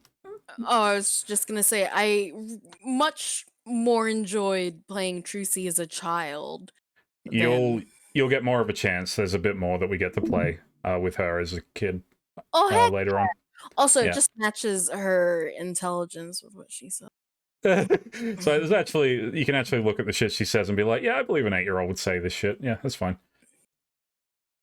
Ugh, good stuff. Thank you, everybody, for sticking it out. I'm sorry I basically just coerced you all into staying like an hour longer. That's right. The fun thing about. I kind of felt bad for you, Fluffy, because you like spent the whole first half not saying anything, and then I was like, man, I want him to actually like use the microphone that makes him sound really fucking good. So, are you gonna say something? We've interrupted you twice now. Oh, sorry. Oh, nothing interesting. Just fun trivia about this game and this trial. So this trial that we just watched canonically takes place immediately after Bridge to Turnabout. So what's really funny is the last thing we see Mia saying is, "Good job, Phoenix. You're on your own now. You don't need me anymore." And then he immediately loses his license. Yeah. That honestly has to be one of the worst writing choices in this series. I need to look up the dates and work out how long it was between the trials. Yeah, but I mean, you kind of see it, and I was trying to play it a little bit because Phoenix just gets so cocky and overconfident, and like he's just like, "Yeah, man, I'm cool. I'm cool. I've got like all the evidence I need. Nothing to worry about." What's this small child? Get me a letter? Oh, yeah, cool. I'll present. Yeah. Oh, it matches up with the diary exactly. I mean, yeah, why not? Fuck it. I'm put the it there. best. Didn't verify. Phoenix correctly. I'm the best. I'm literally the fucking best. No one can top me. Except for Edgeworth, obviously. He can top me anytime. Yeah. Anyway, that's it for tonight. We're going to go raid Dozy Pearl. Thank you for joining. Don't forget the Among Us stream on Sunday. Come join us for some sussy times. Yeah. Okay, well... Sussy times. You know, just if you want, it'd be nice to play games with you guys. If you want. All right. Bye, everybody. Bye. Bye. Neato. Thanks, everyone.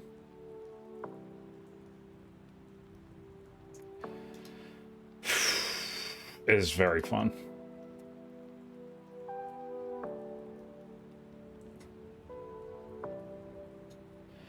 Yeah, I liked it too.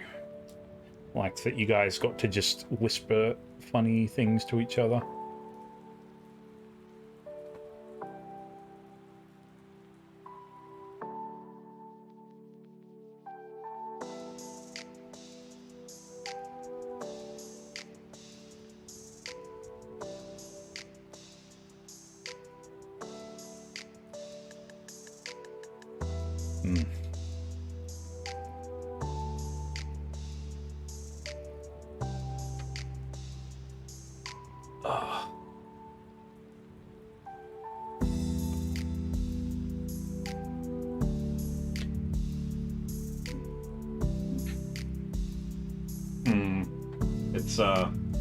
But you kind of have to get through the month to get to this one, which is a bit of a shame.